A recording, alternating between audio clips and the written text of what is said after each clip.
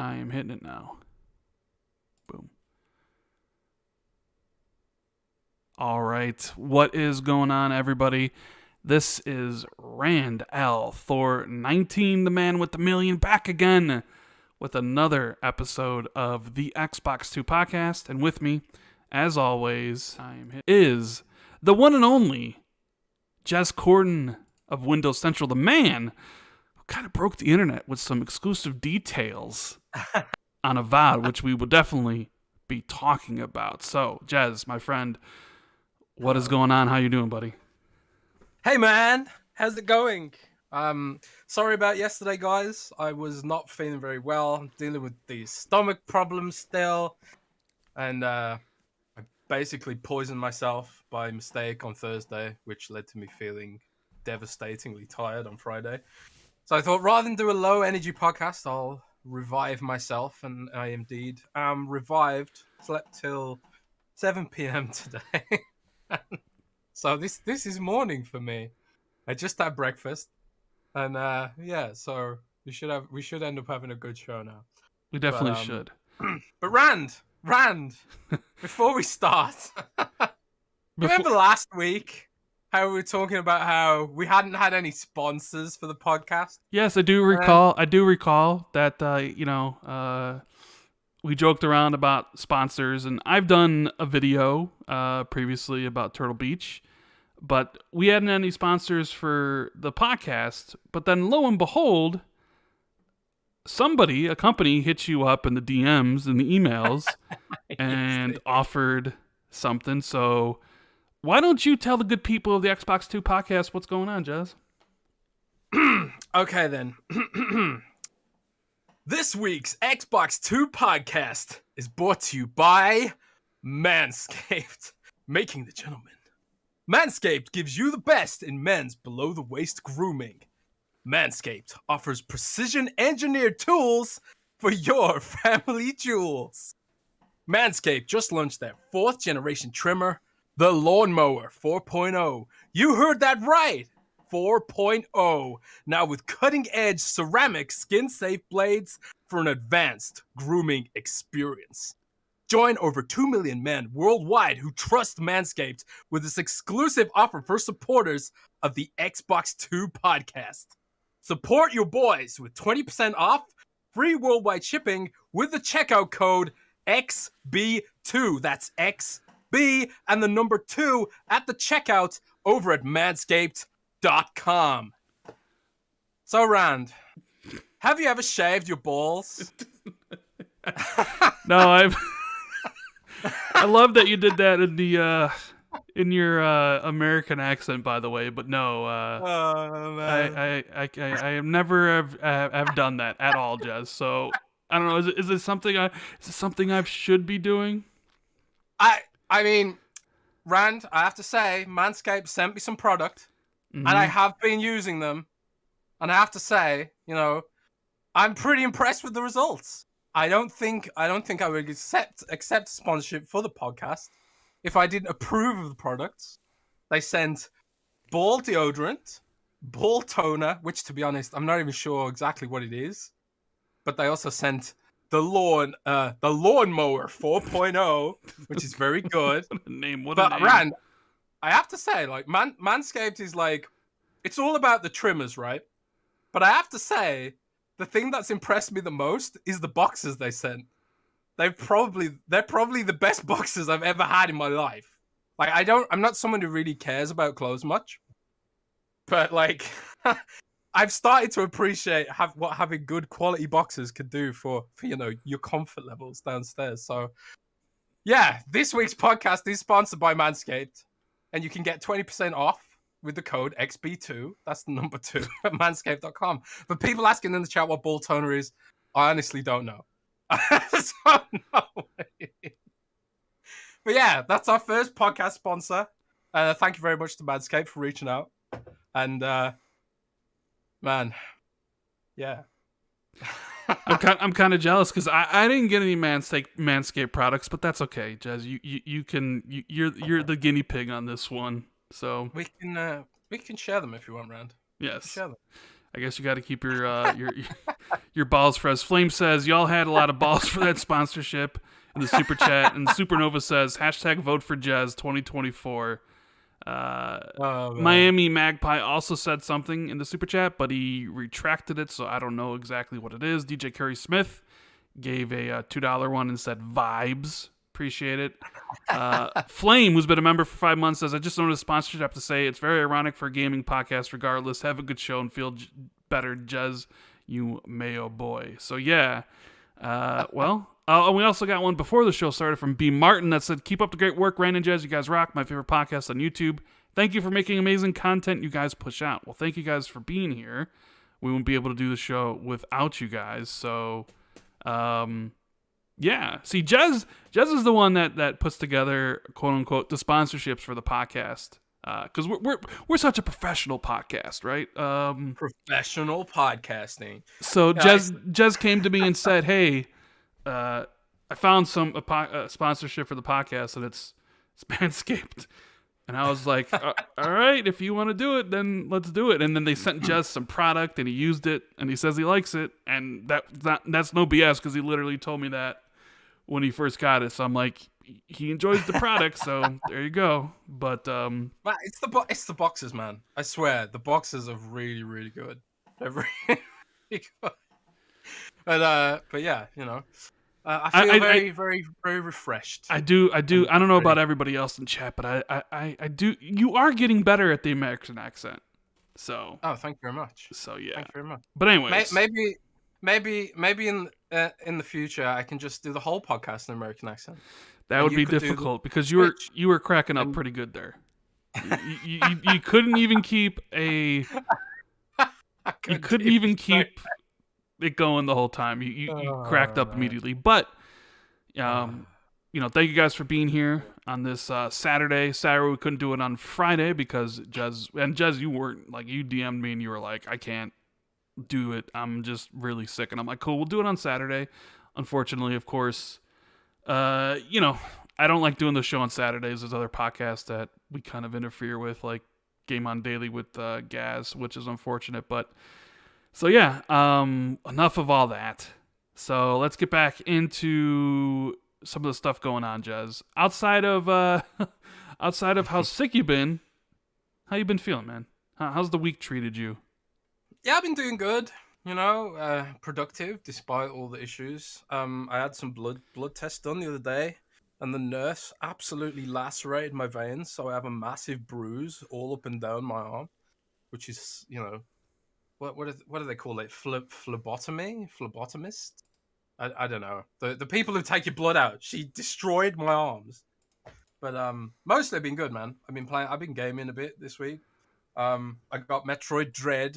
Shout out to Kayla, who bought me Metroid Dread for my birthday because I turned 35 on Wednesday. It was your birthday. Yeah, that's right. Hey, everybody in chat, make sure you wish Jez a happy birthday in the chat. Get hashtag Jez. I don't know what kind of hashtag you want for your birthday in chat going on, Jez. Mayo. It's always Mayo. Man. Hashtag Mayo.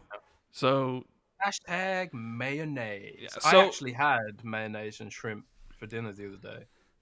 So your birthday was on Thursday? It was this week. It was this week. So you're not gonna tell us the actual day? Right, it was Wednesday. It was Wednesday. So Jez's birthday. Happy birthday, brother. You're 35. I thought you were more like 55, but that's okay. Hang on a sec. That doesn't work coming from you, Rand. It doesn't work. Yeah, it does. Of course it does. Come on. You give me crap for that. So why can't I give you crap for that? It does. It is disconcerting that you are younger than me. Unfortunately, you're 35. You still got everything to look forward to. Your life hasn't gone downhill like it has for me. Once I hit that 40, I saw the cliff and it was just like down. You got 5 more years to enjoy everything, Jez. So enjoy it. Oh, great. Well, I got some white hairs in my beard, man. I noticed them the other day. Oh my God, it's happening. It's happening. White hairs. Maybe it was just mayonnaise. I don't know. You can call me V says in the chat. Hashtag not as old as Rand. And there we go. Hashtag not as old as Rand. Yeah. That's a good hashtag. I like that. That is a good one. So, Yeah. How have 35 you years been? old, and how so? And your girlfriend got you Metroid Dread, huh? No, not my girlfriend. It's Oh, just my friend. oh, I don't know. I don't know what my girlfriend's got because my gift from her is still in Germany. huh. We didn't. I told her not to ship it in case customs got it or something. So I'll find out what that is like in a couple of weeks when I go back to Germany. But you know, it's all good, man. It's all good in So you're hood. gonna be I got a playing? I got a bonsai tree too. Got a You got a bonsai. bonsai tree? What is this, Yeah, Karate a Kid? weeb. So Yeah, a where's? weeb tree. Do you know a Mr. Miyagi somewhere? I don't know, man. My brother did martial arts, so maybe that's why. My brother got me a bonsai tree. Shout out to my brother. It's a cool gift. But yeah, have you been alright? Have you been? You been playing any games, or you just been reading your books?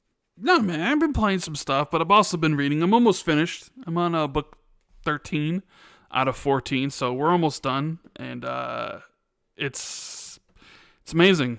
It's everything I wanted it to be, and I can't wait to finish the series and see how it all ends up. But yeah, so okay, I mean, we'll get into the gaming, what we've been playing. I talked a little bit about it last week. Back for Blood. I gave my thoughts on it. I finished it. It was about 12 hours, give or take, to go through the campaign on Recruit.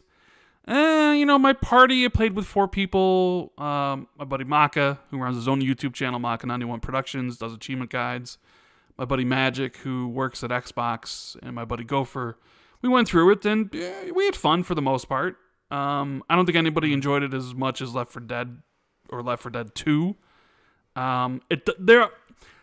There are some moments where the game does perfectly recapture that feeling of like intenseness that Left 4 Dead 2 could have. Like there's a couple levels that are actually amazing.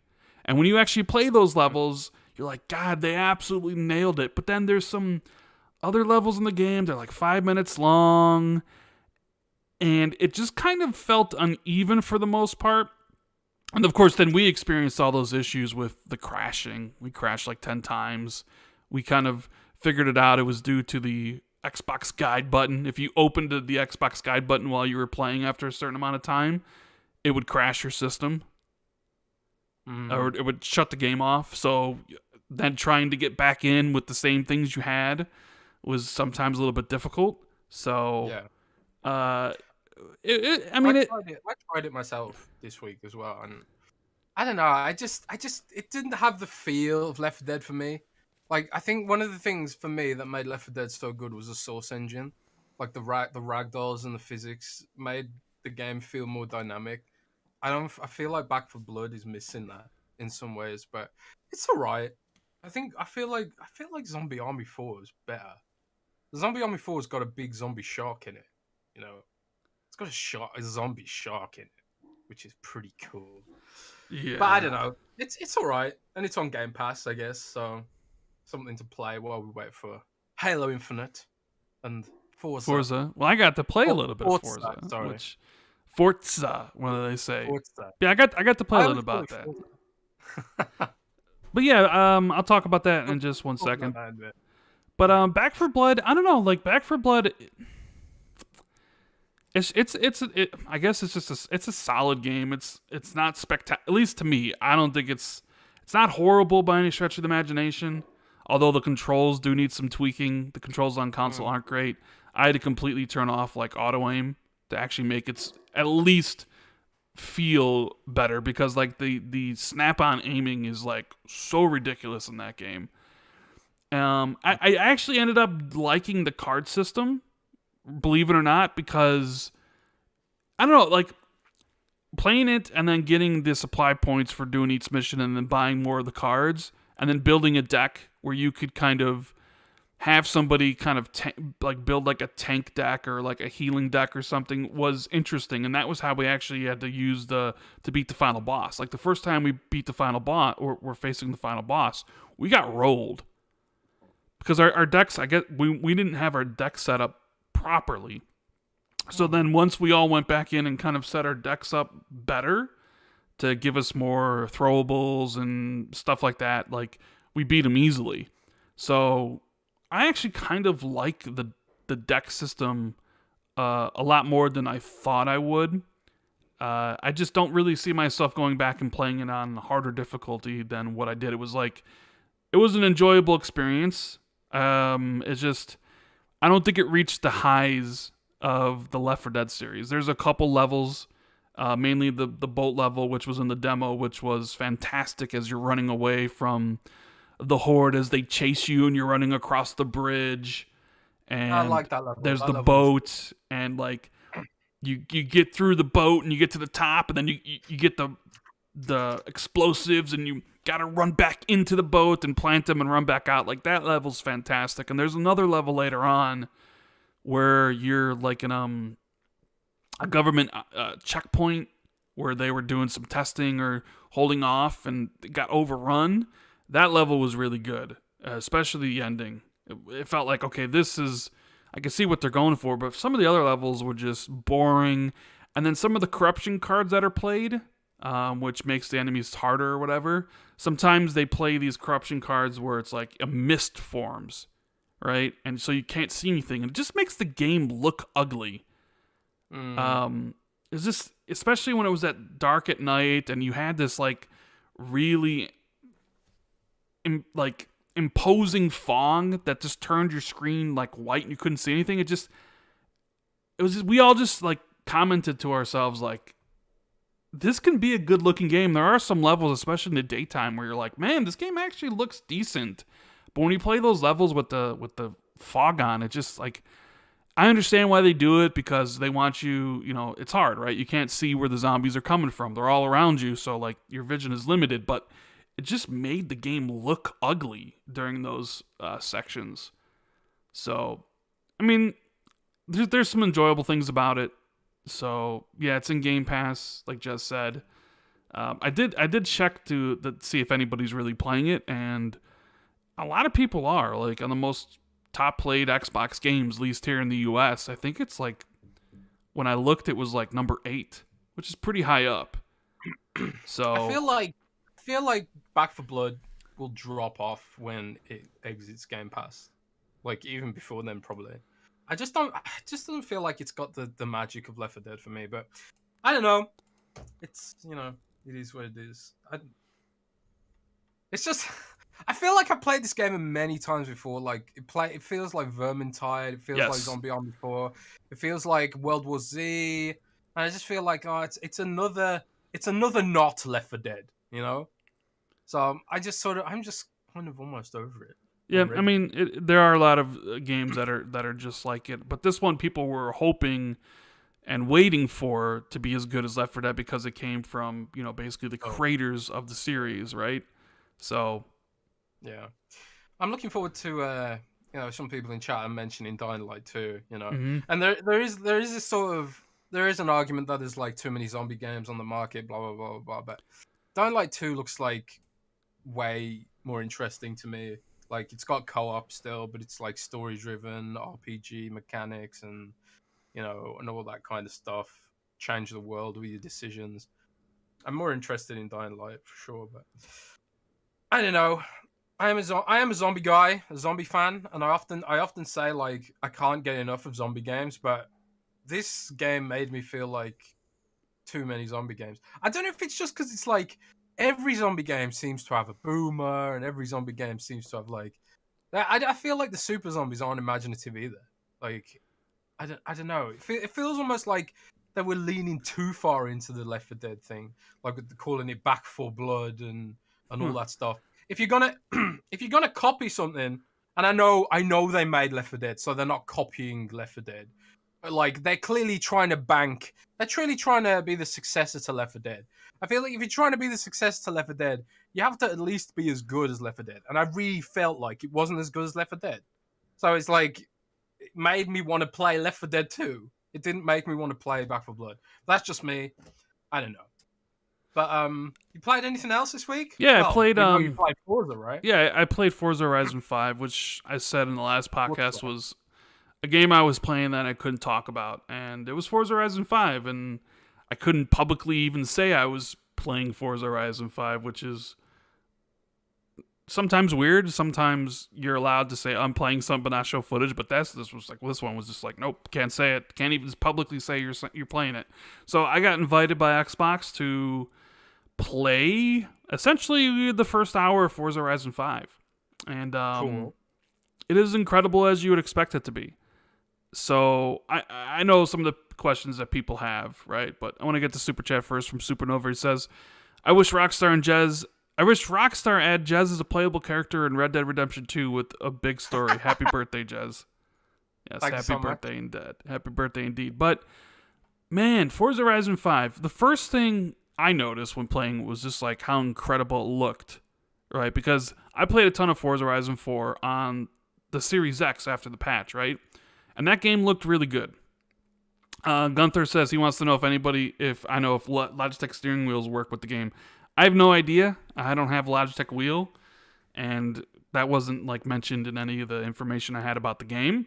So I'm not sure if the wheels work. So I played a bunch of Forza Horizon 4. You know, the game came out in 2018, and it was first of the Forza games to run at 60 frames, and then, you know, got an update. And it looks incredible, but man, this one puts the visuals of Forza Horizon 4 to shame. Really? I think so. Like, it is the environment, like, so much more detailed and cleaner looking. And the 60 frames is just super solid all around. I know a lot of people out there like to talk about how the game's been downgraded, right? I don't know what it is. Every time there's an exclusive that comes out for either Xbox or PlayStation or something, somebody always says it's downgraded. So that was like a big thing on social media, was that Forza's been downgraded. And if it has, I don't see it. You know, but the thing is, so, you know, I got the footage playing of the game right now, right? I captured the first hour of the game, or the first hour of the preview. And, you know, so things could change with the full release, but I doubt it will. Like, and I know, you know, capturing it from the Xbox's game DVR and then basically YouTube's compression and everything doesn't do the game justice.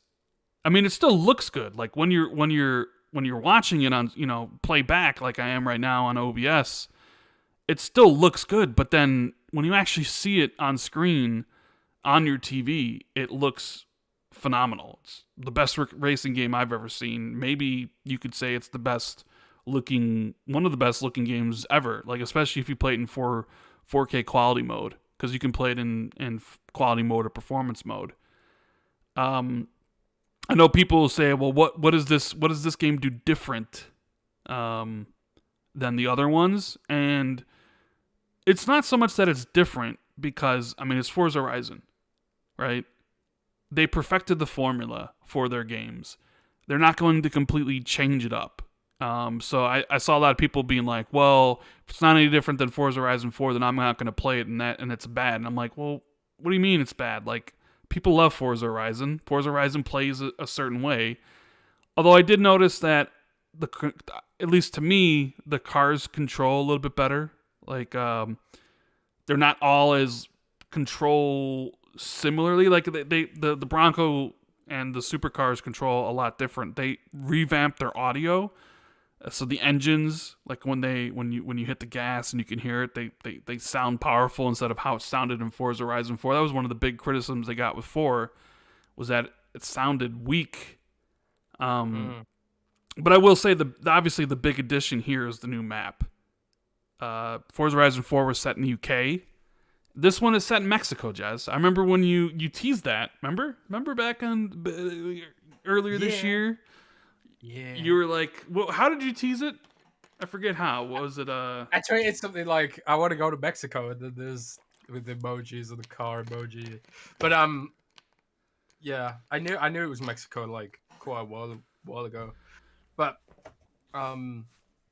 it's that, like, you mentioned the sound stuff, and people do say like, oh, if it's just the same form, I'm not going to play it. Are there any like new features? Like, cause you know I'm not a racing guy. There's no guns in it. Like, Yes. What is a game? How can there be a game when there's no guns and swords? I don't get it. But Are there any new features like for people who might be interested? Well, I mean, it's tough to say. I only played the first hour, right? Right. So the campaign seems a little bit more structured than 4 was.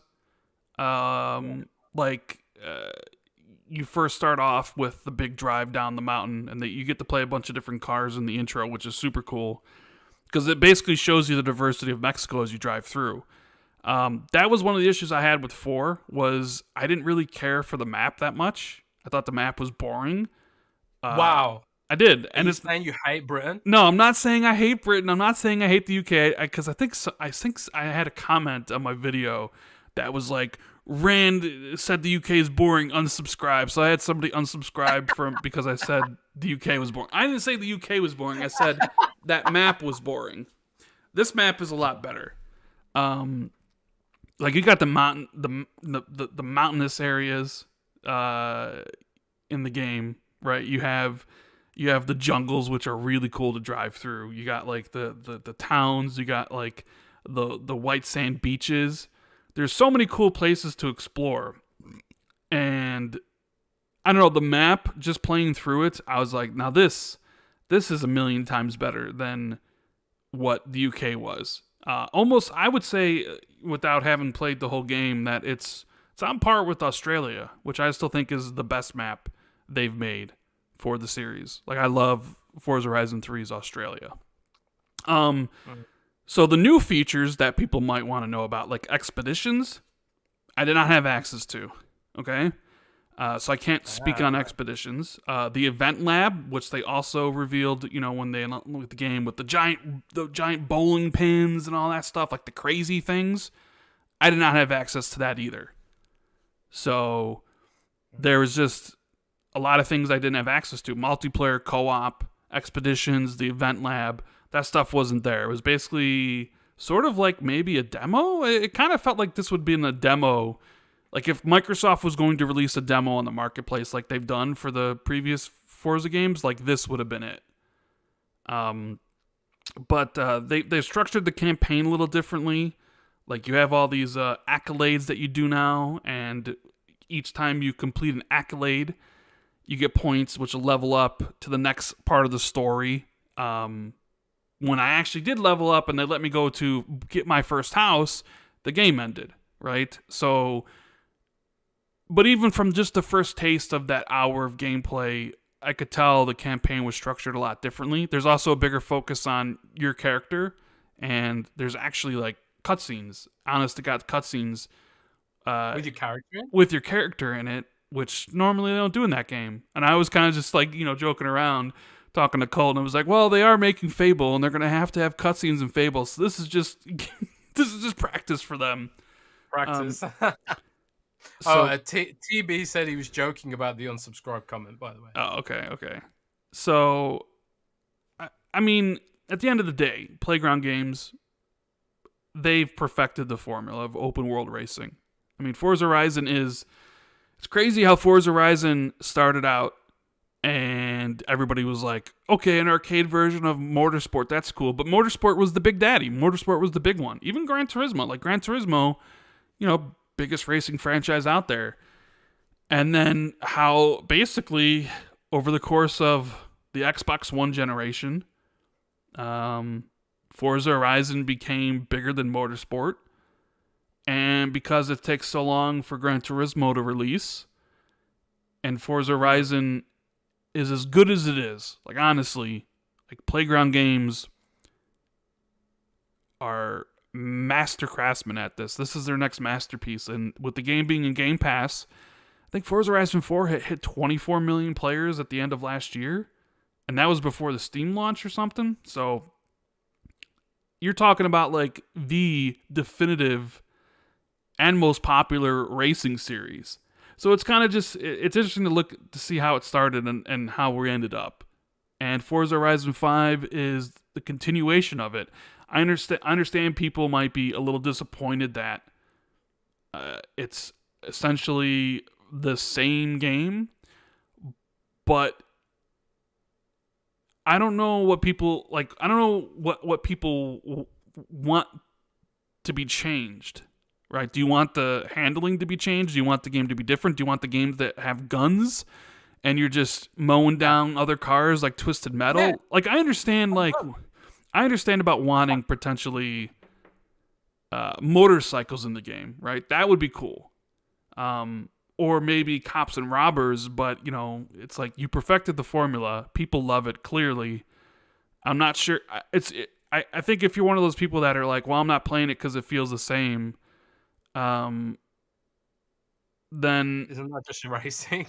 I don't know. Like I don't know. I mean, racing is racing. I don't think they're gonna change up the formula that much. But like I said, I only played an hour. So I played the hour twice. Right. One of the other big things they added in 4 was the seasons, which is back for 5.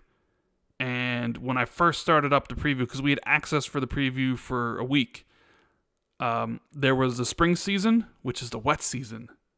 And then halfway during the week, it switched to the summer season, which is the dry season, where there's more like dust cloud storms are super cool to drive through. And, riverbeds are dried up and stuff. Like, I really do like the weather system.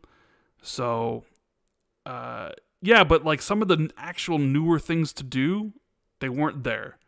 And it's tough to really give an honest to God impressions about something after an hour. Jez has been criticized for this. Like you've written previews for games that were incredibly positive, and then the game comes out and you didn't really care for it, right? But it's like, yeah, but that's just, yeah, it's just how it's like, or you're always truthful. It's like, I played an hour of it. I think it's going to be amazing. And, if the full game comes out and it's not, I mean, I'll be the one to say it, but just judging on how everything's gone in the past with these, it's like, I can't imagine them Playground games falling flat on their face.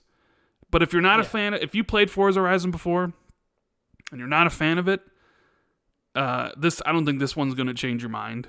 If you kind of got burnt out by the formula of Forza Horizon, which I could understand, and you didn't play 4, well, come back and play 5 because you'll probably really enjoy it.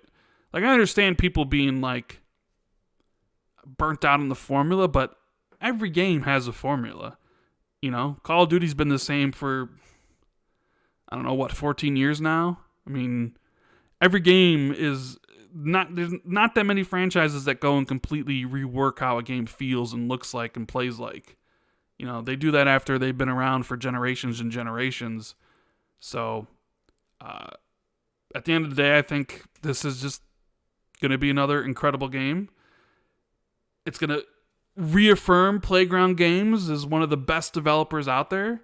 And I can't wait to see what the full game entails. I want to see what expeditions are, because they kind of have been hyping up pre-release and what people build with event labs. I know that might give people something different, like those big community activities with ridiculous stuff. Like, that could be something incredibly cool. And maybe those are implemented somewhere in the campaign or in other races by Playground Games themselves, but I just don't know. I was only, like, you do the intro race, you do a showcase race where you're chasing after a plane, you're racing a plane, which I understand those are... They're cool spectacle races, but like they're always geared for you to win. And it's like, how many times can you race after a plane? You've done it in every single Forza game where you do those crazy things. I enjoy the spectacle, but I get the criticisms behind it. And then the game opens up, and you can do one of 2 Horizon stories, but the one you pick, you can't do the other one. And then you have your basic things you can do: circuit races, cross country, point to point, the PR stunts, like smashing through billboards to get the XP bonuses, or going off ramps to see how far you can go, speed traps. I mean, it's all there. And then all kind of flows into the accolade system, which then increases your Horizon score and goes to the next story. But I don't know where it goes from there. But other than that, it still plays the same. You'd be driving around, earning skill points, which you can spend on the cars, and once you level up, you get a wheel spin and stuff like that. So, but Jez, did you know that there's also a little bit of controversy surrounding Forza Horizon 5? Oh, what is this? Well, some people have basically implying that Xbox is lying and doing false advertising because there is a early access period for Forza Horizon 5, and that Microsoft's lying because they said all their first-party games were day and date in Game Pass. But there's an early access period where you can pay, to buy the Ultimate Edition, or if you're on Game Pass, you can pay for the add-on bundle and play it 4 days early. And they're saying Xbox is lying because of that. What do you think? It is interesting. I also saw there was some controversy about Back 4 Blood as well, because Back 4 Blood had a Ultimate Edition where you pay extra money and you get special skins, right? But they also put those special skins later into Xbox Game Pass Ultimate. So the people who purchased the Ultimate Edition but also have Game Pass Ultimate, they bought the Ultimate Edition for no reason. So I do feel there's some they need to sort of get some hard policies in place so people know what the consistency is and stuff.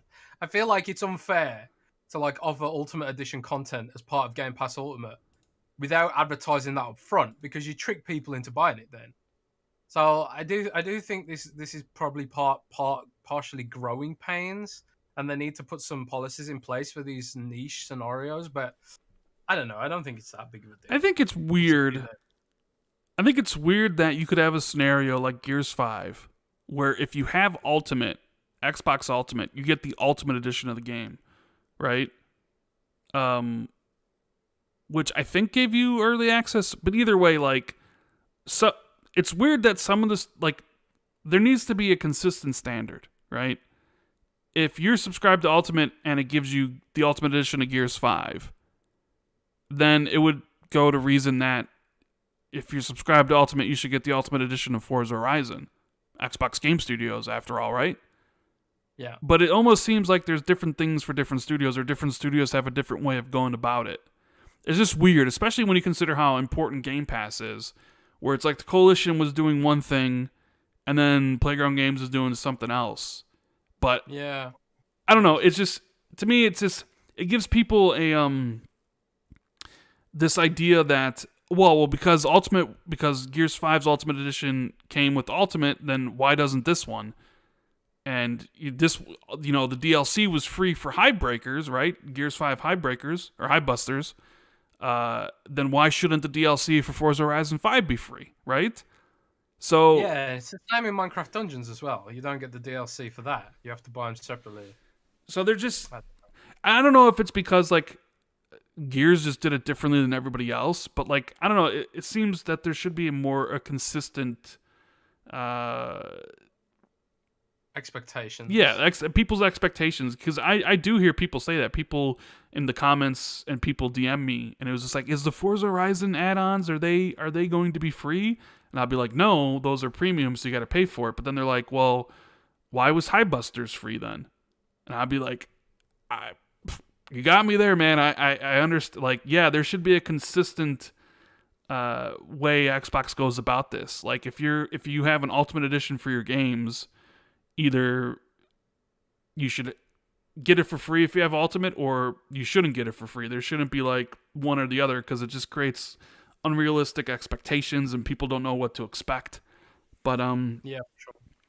Yeah, I don't know. It's just funny that the people that were complaining about the Forza Horizon model, they were complaining about the early access and the add-ons that you got to buy. It's hello, have you never played a Forza Horizon game? It's literally been like this since the second one. Playground Games has the Ultimate Edition, which comes with 4-day early access. It has the premium add-ons for 2 expansions. With 4, it was the Lego. It was Lego Island, I believe, right? Or the Speed Champions, Lego Speed Champions Island, and what was the other one? I think it was I forget the name of the first expansion, but it was on another island. I forget the name of it, but it's big expansions. So there's going to be 2 of them for $5. One of them was probably going to be something along the lines of craziness of Hot Wheels or Lego, I would imagine, and one of them would be more realistic But it's like I see people argue about that, and I'm just like, I just want to tweet, quote retweet one of these things and just be like, tell me you've never played Forza Horizon without telling me you've never played Forza Horizon, right?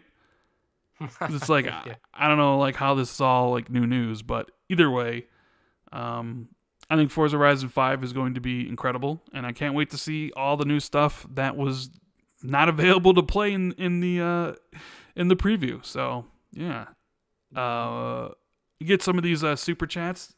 Achievement says Mojang never released an Xbox One patch, and still no Xbox Series X and S optimization for Minecraft. If anything, that shows Xbox really is hands off of their devs. I want ray tracing. Yeah, what's going on there, Jez? What's going on with Minecraft and no patches and stuff like that? Well, That's sort of weird, isn't it? Minecraft, Mojang is a special case within Xbox because when Notch made the deal to sell Mojang and Minecraft to Microsoft, part of the contract was basically you own Mojang, but you are hands off. So what Microsoft Microsoft describes Mojang as a limited integration studio, which means they can basically do whatever they want. And if Mojang doesn't want to commit resources to making an enhanced version, then they don't have to. And then so if Microsoft wants that, Microsoft has to get the Redmond team who works on Minecraft to do it. But it's sort of like it's a problem because like you get like the core Minecraft team is in Sweden, and then you've got like a separate Minecraft team in America, and I don't know. I think like the team in America handles things like the monetization, the marketplace, that kind of thing, and the team in Sweden handles like. And this is a little bit speculation, but like this is just how I imagine it's going. It's the team in America handles the monetization in the marketplace, and the team in Sweden handles the core game and the updates and stuff like that. I think really, if you want these enhancements, we're probably gonna have to start making noise about it. We've written a few articles about this on Windows Central. I think Zachary Body, who writes Minecraft stuff for Windows Central, he wrote an article a few months ago that was like, Microsoft needs to stop running Mojang like an indie studio, because it is crazy that Microsoft owns Minecraft, but we don't have the ray tracing patch, we don't have shaders, we don't have any of these enhancements that were actually advertised before, and it is annoying. But like, what can you do? The only thing we can do now is like start making feedback about it, and I suppose like I could write about it next week and stuff like that. But they do have their work cut out. Like, I mean, just we'll touch on this a little bit. I know a lot of people here don't care so much about Minecraft, but there was Minecraft Live today. They announced a bunch of DLCs coming to the core game. The Wild update, they call it, is the next update. They're going to revamp forests and jungles and stuff like that.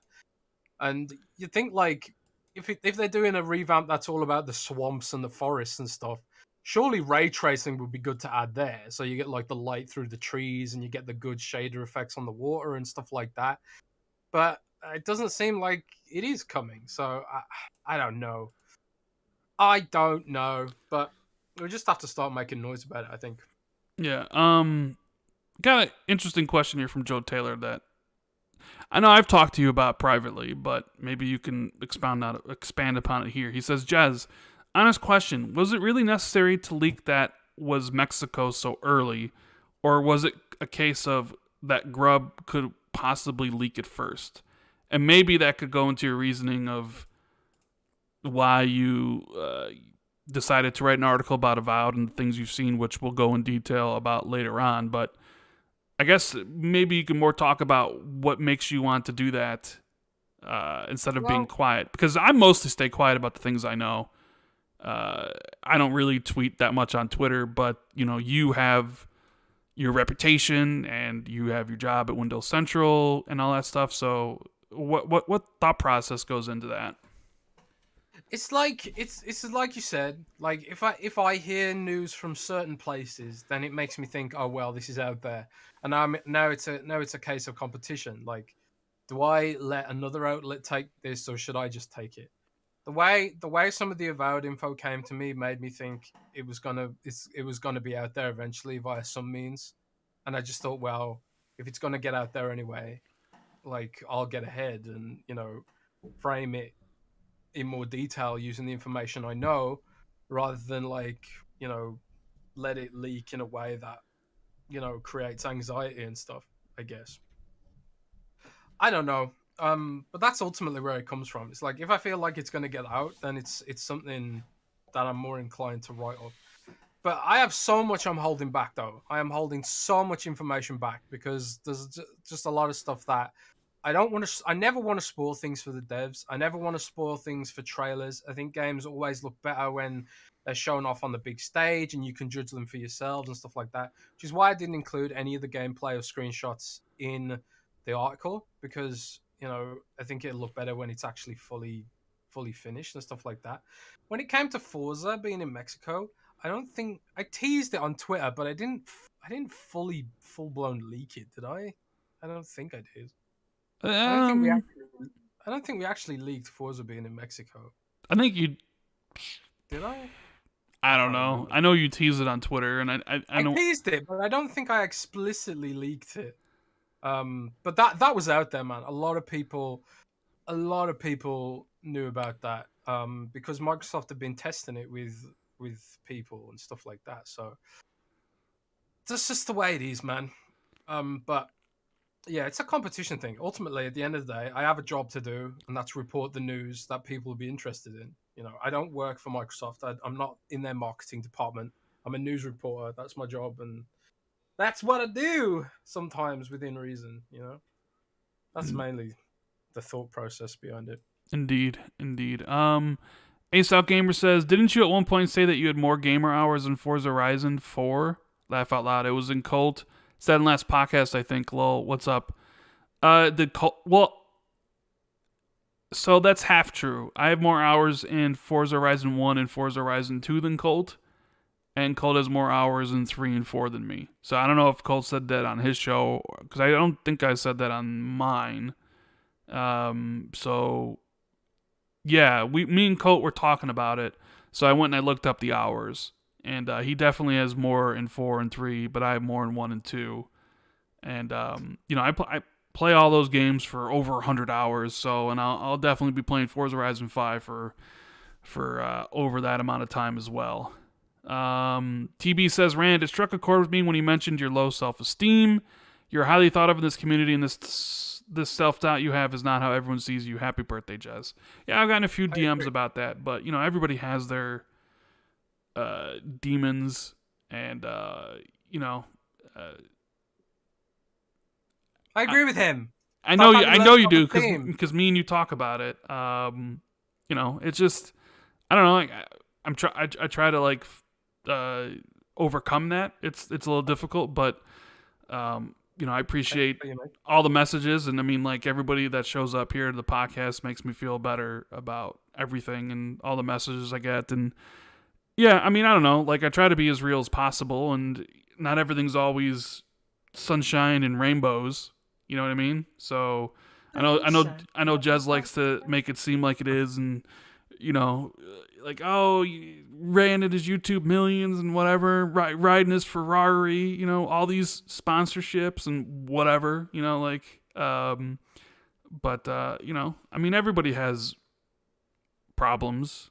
Everybody has things that they want to improve in their life, and there's this, my thing is just, I guess, how I perceive myself or how I think others perceive me. Maybe I'm more harsher on myself than I should be, but you are. That's just something I have to work on for myself, and doing YouTube and doing the podcast and everything is help with that. So I appreciate all the support from everybody on that. George says, "What do you think? What do you think of Nick's rumor that Killer Instinct is coming back?" You want to take this one, Jez? Killer Instinct. It's funny because Nick tweeted that, and then I was just like, I don't think so. Hang on, how did this come about? I can't even remember. Did Nick tweet something about it, or or no way, I tweeted something about it, and then Nick sort of teased that it could come back, I think, or something. I can't remember for the life of me. But like, there is a rumor out of Nick that emanating from Nick. I don't remember exactly how it was delivered, but he basically said that he's heard Killer Instinct 2 is in development. The thing is, I've heard the opposite, that it wasn't in development, although that was quite a while ago now.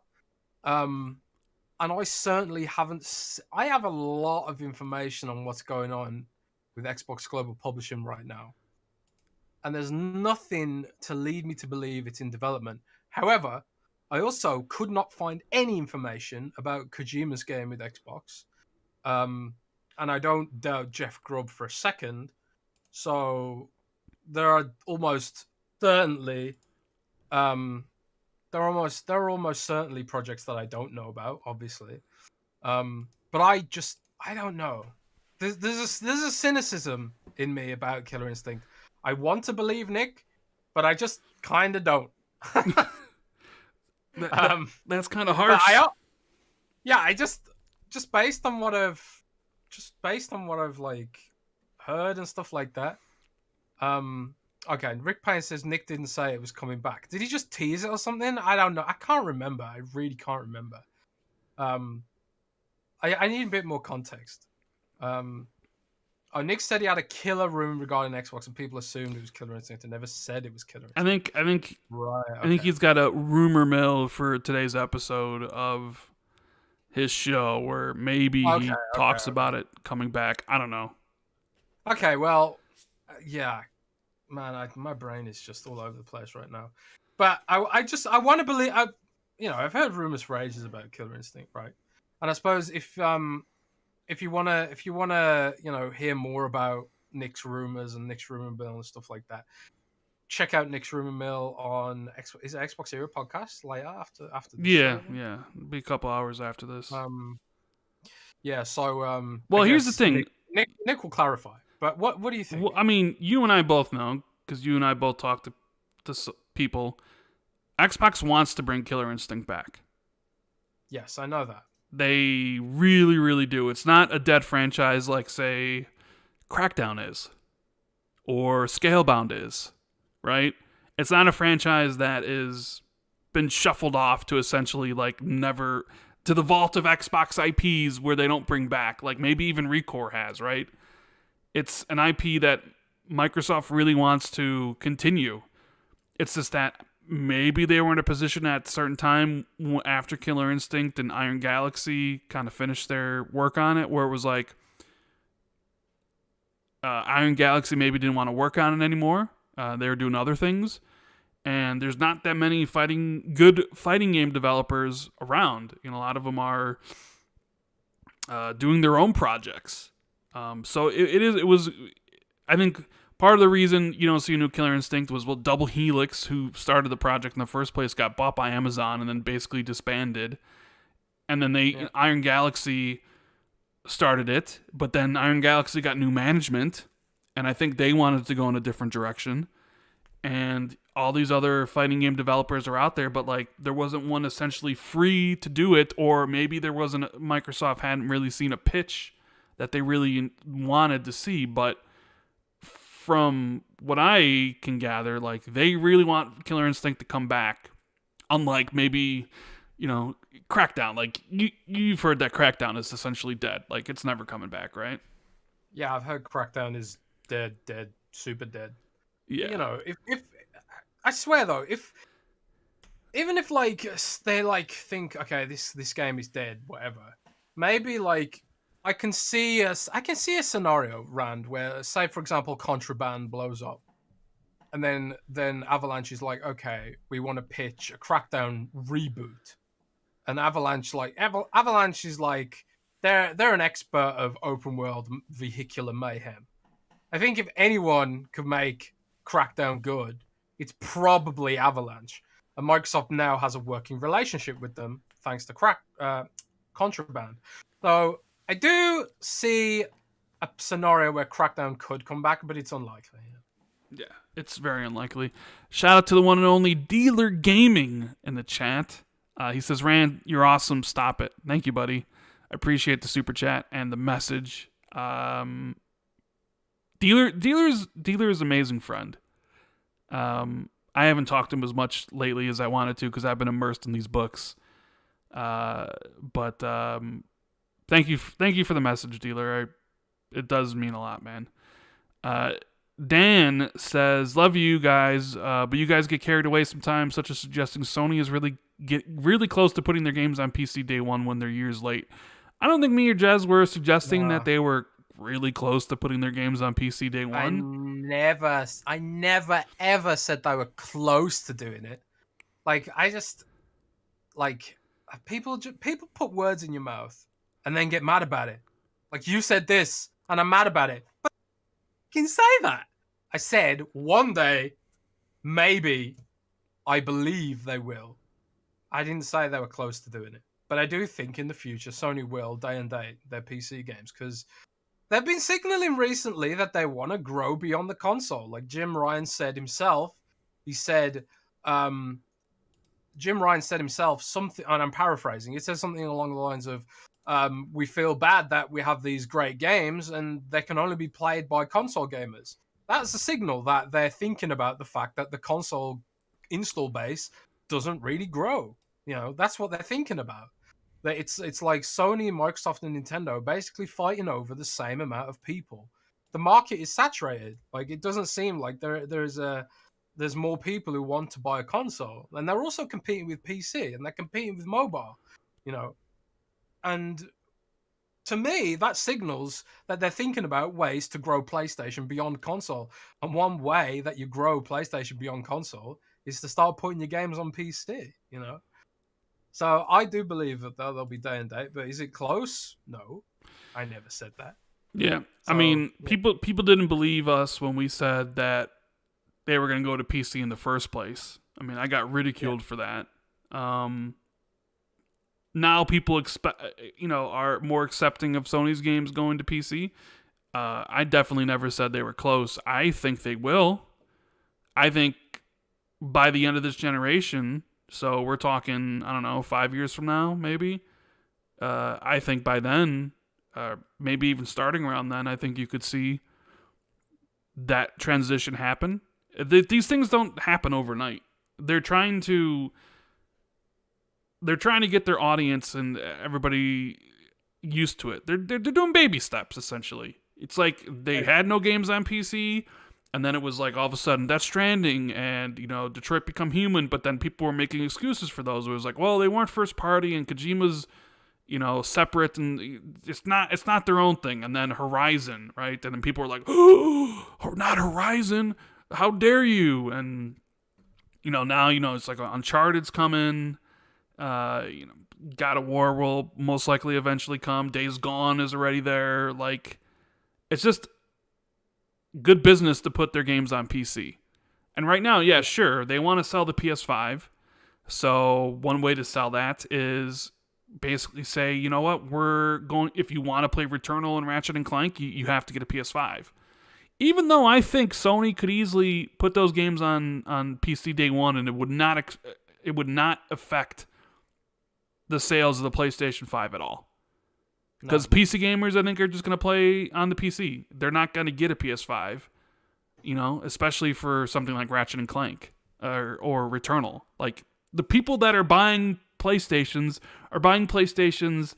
See, this is where maybe I'm a little bit different than other people.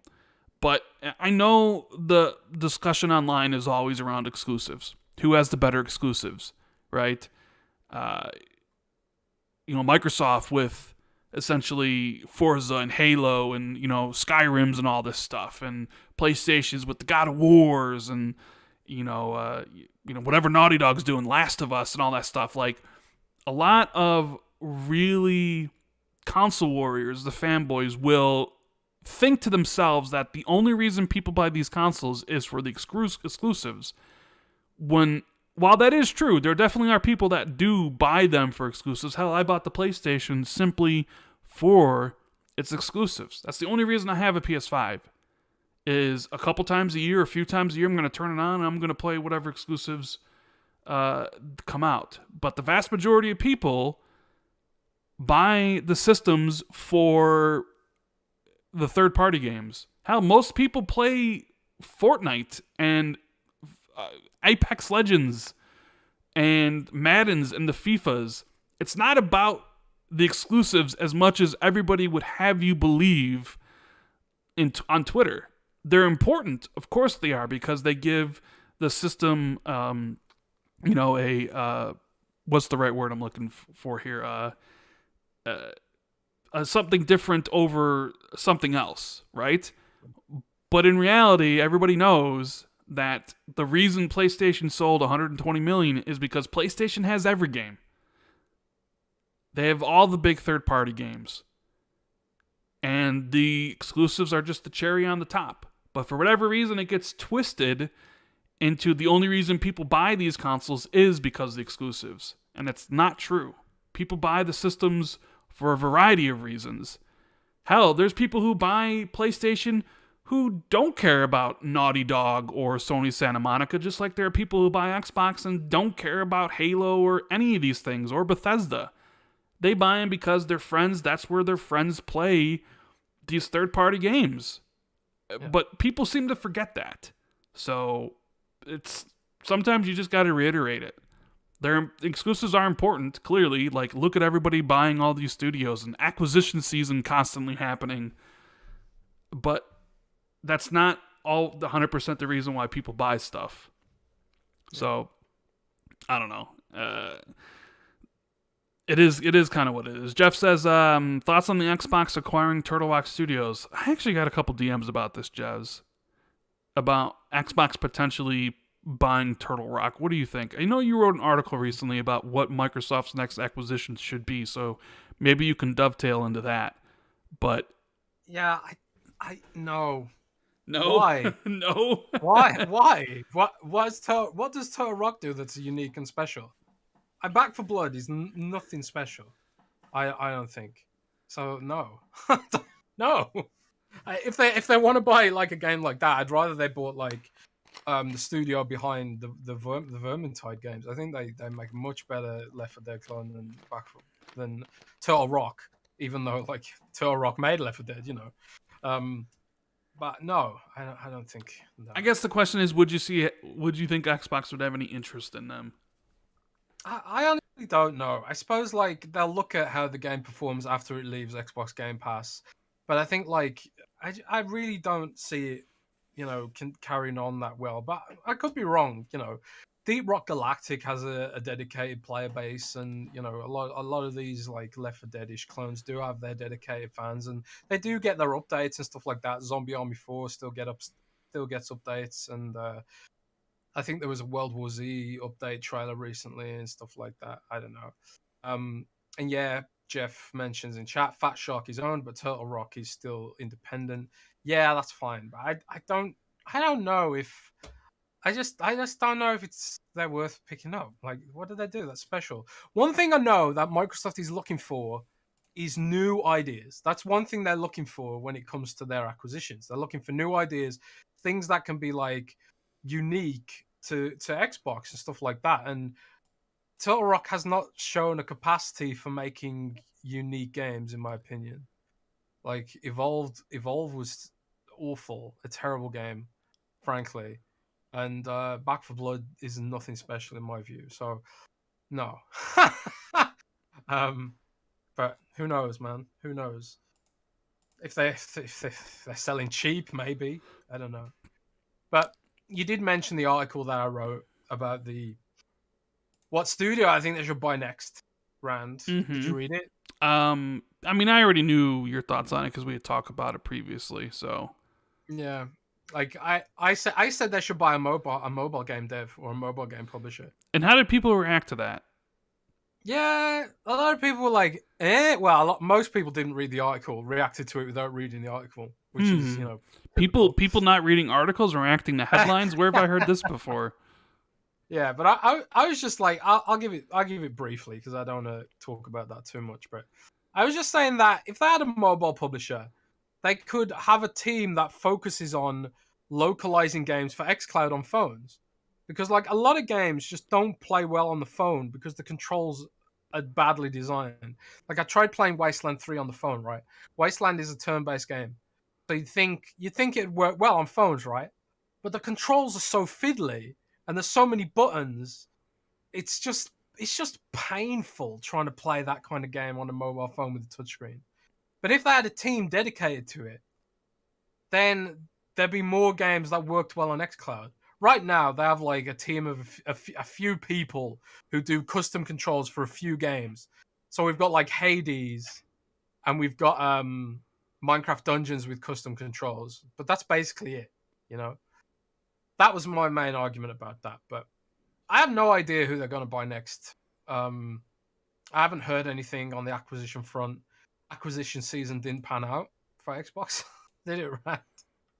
So I have no idea what's happening with acquisitions at the moment. But I also put up a poll where I asked people which studio they should buy out of Bandai Namco, Square Enix, Capcom, and Sega. And I was surprised that the vote was pretty evenly split between Capcom, Sega, and Square Enix. So Square Enix slightly ahead. That is something you can't do. Hmm? That is something you just can't do. You can't put up a tweet with a poll on Twitter being like, in a hypothetical situation, who would you like Xbox to buy? Because people look at you and they're like, Jez knows things. And why is Jez putting up a poll about potential seriously? Like, I'll tell you why I tweeted that. It's because a chap on Twitter called Brett Bingham was DMing me,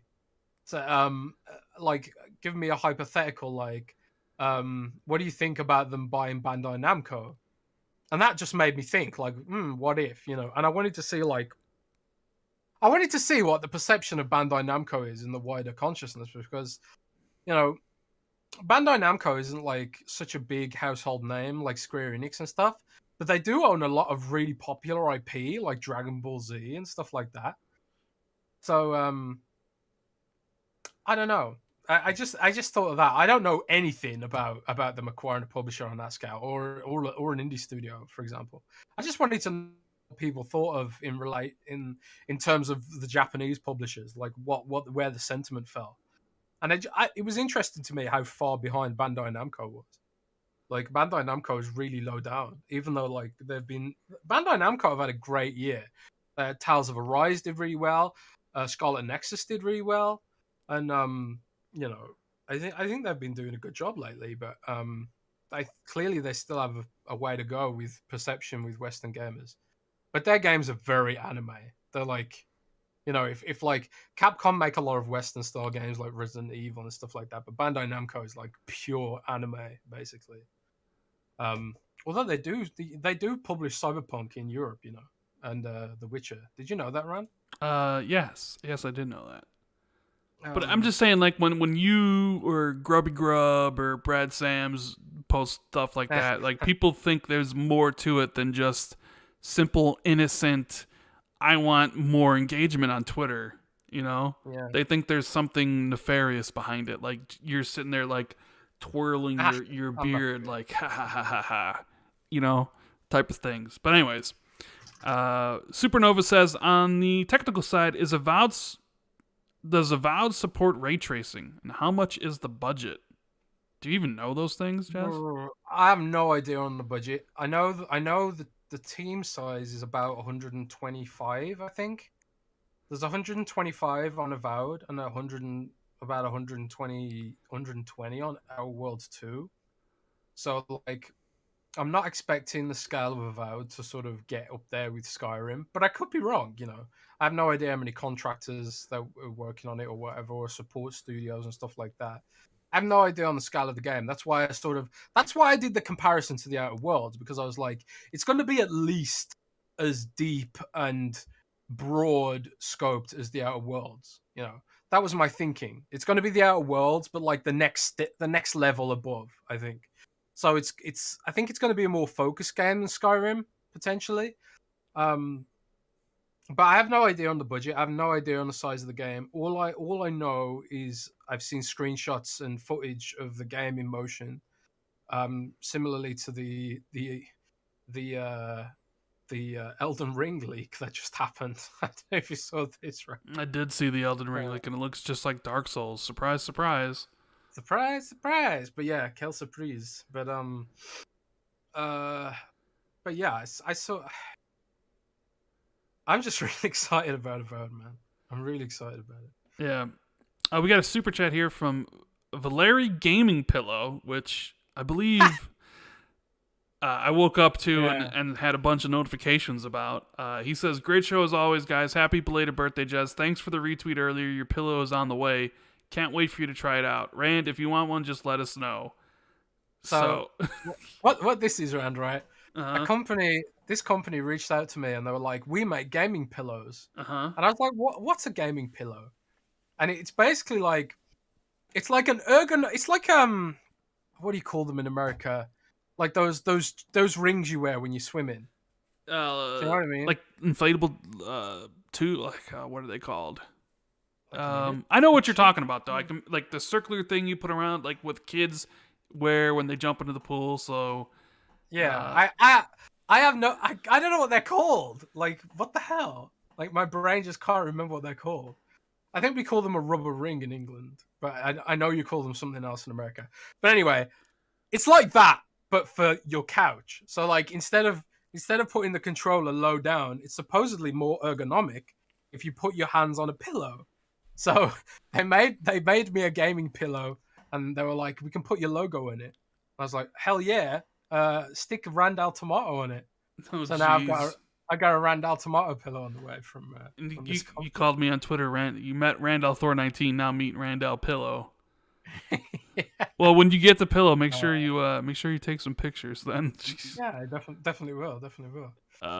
What else we got here? We got one from Librix X that says, "Great show as always, guys. The Artful Escape made me feel emotions I haven't felt in gaming in many years. Surely that dev would be worth buying." I mean, I don't know. Like, Artful Escape is cool. It's just when an indie dev creates a cool game, everybody kind of jumps on. I've seen a lot of PlayStation guys being like, PlayStation should buy Ember Labs after Kenna came out or whatever. It just kind of seems now with how everybody's buying everybody that when a dev puts out a game, it's just like, well, so and so should buy them, you know. Yeah. Which is, I don't know, is that good or bad? I'm not really sure. But yeah, our Full Escape was definitely interesting. I'm kind of at a point where I almost feel like they don't need to buy more studios right now. Do you think they need to buy more? Like with Bethesda and stuff moving ahead, I almost feel like they don't need to buy more. But maybe I'm wrong. I don't know. Yes, you can never have enough, in my opinion. Because I games, think it's more like I wouldn't mind if they didn't buy more. I don't know. because you know how the gaming industry is. Like, games get delayed, games get repurposed or refocused, like something like Everwild, right? So when you are planning out the future and the roadmap of okay, this game's coming, this is our potential schedule for 2023, 2024, 2025, et cetera, et cetera, et cetera. There's always going to become things that come in to screw things up. Like, Everwild wasn't working out, so you have to go back to the drawing board and get a new creative director. So now that game is who knows when, you know? So you have all these different scenarios that happen that could push games. Not to mention, of course, like something you can't plan for, like COVID, which really affected game development. So, like, in my opinion, like, the more studios you have, the better chance you have of, having as many games come out to support your biggest venture, which is Game Pass. So, no, I mean, I'm not saying they need, like, okay, well, you absolutely need to buy Capcom, but I do still think they need, I don't know, a few more developers. Like, Ion Interactive would be amazing because Ion Interactive, that's 3 teams. They got 3 teams. You know, that's 3 different games that could be being made, right? Avalanche has a couple different teams. Who else was the other one that they're working with? Crystal Dynamics, I think, has 3 teams.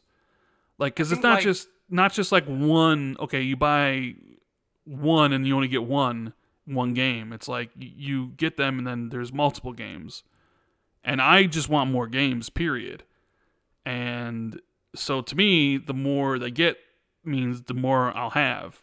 And the more Microsoft gets, the more I'll have, the more accessible they'll be in a cheap subscription a cheap subscription for people to play. So, I mean, I just wonder if like, I just wonder if they, I don't know.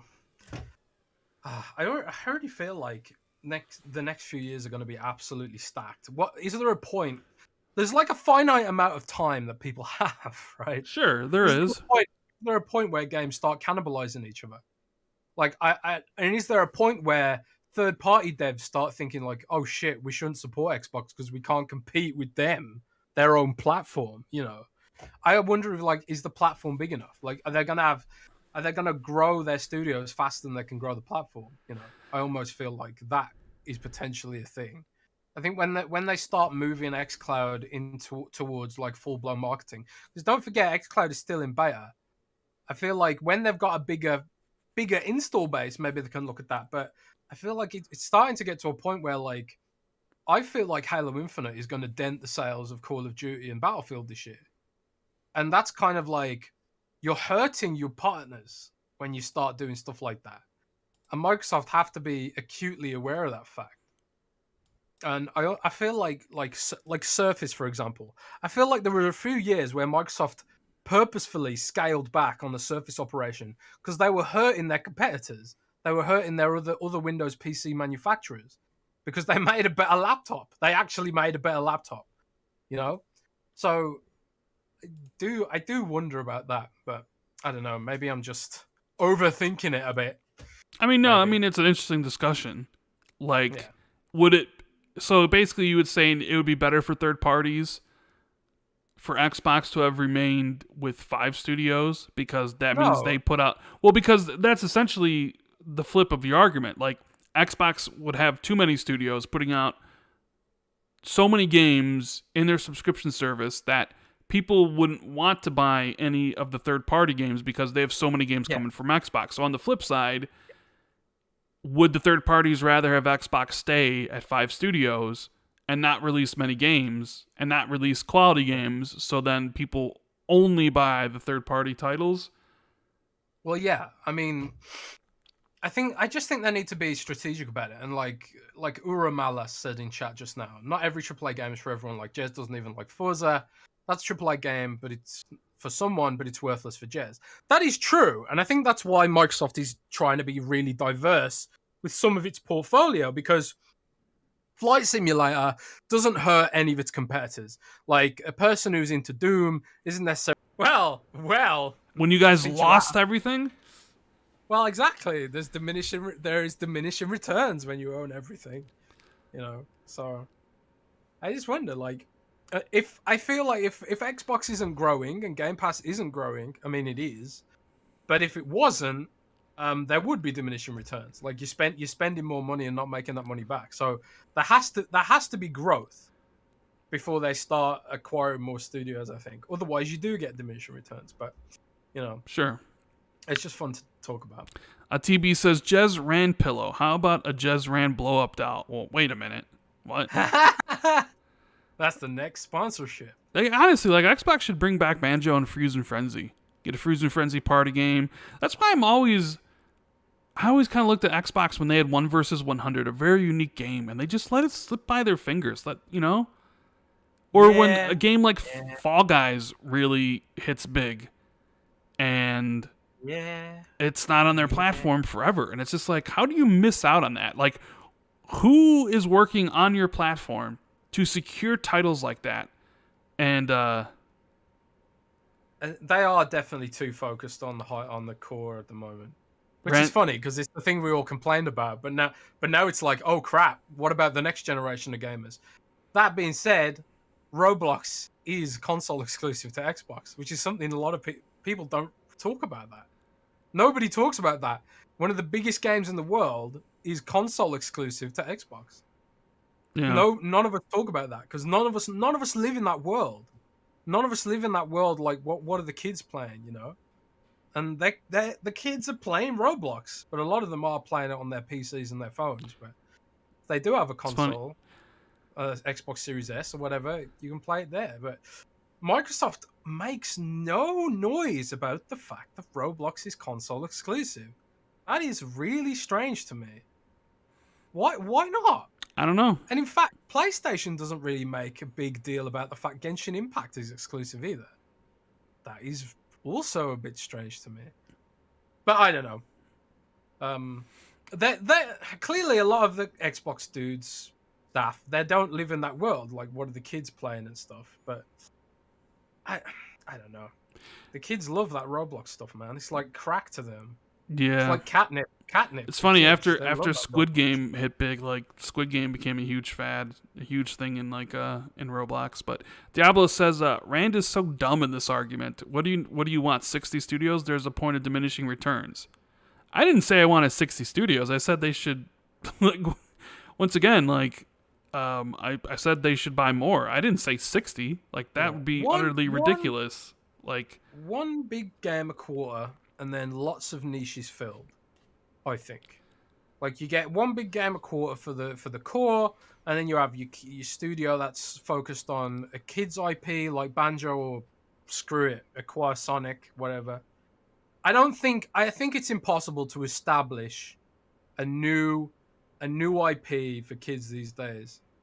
I think like they should focus on like some existing IP like your Banjo and stuff like that, and it has to have a creation component. Kids want creative games these days. They want Roblox, they want Minecraft, they want games that can be modded to hell in crazy and weird ways. So maybe you make a Banjo game that has a campaign but also has like a sort of building, crafting, creation component. I don't know. Didn't they have that whole nuts and bolts thing? I don't know. But anyway. But yeah, I don't nobody said they need 80 studios or whatever, but yeah. It would be cool if they could fill every niche. Like, you get your fighting games, get your kids games, make sure you've got the next generation on board with your platform and stuff like that. But yeah, it's interesting to talk about. 706 Gamer says, can Jez answer if he is aware of any third-person narrative-driven games that rivals Sony's that Microsoft is working on? Well, it's subjective, isn't it? Like, rivals Sony's games? Like, you know, it depends what you want at the end of the day. I prefer Gears of War to a lot of what Sony puts out, which is why I'm an Xbox. You know, if you're talking about like a game that's exactly like God of War, I'm hearing very good things about Hellblade 2 at the moment. Like very, very good things. I've heard the game's much, much, much bigger in scope than Hellblade 1. So if I was a betting man, and I'm not, but if I was a betting man, I would say Hellblade 2 is probably going to be that game that you're asking for. Can't wait for this to be an article later today. You know, somebody wrote an article about your a third of the games are announced by Xbox. Somebody literally wrote an article about a sentence you said on this show. Yeah. Oh, well. So somebody's going to... I can already see the article. Jez Corden on Xbox 2, on Xbox 2 podcast says Xbox has a game to rival God of War. I can see it because that's how I would... If I was looking for clicks, you get the PlayStation guys clicking on it, you get the Xbox guys clicking on it. That's how I would angle that, right? Well, you know, I think out of all of them, Hellblade 2 is probably the best candidate right now. Third-person action game with the cutting-edge graphics and huge scope. I think, and gore, you know, I think it's going to be Hellblade. But, you know, whether or not it hits that quality bar is, you know, subjective ultimately. Depends on how people feel about it.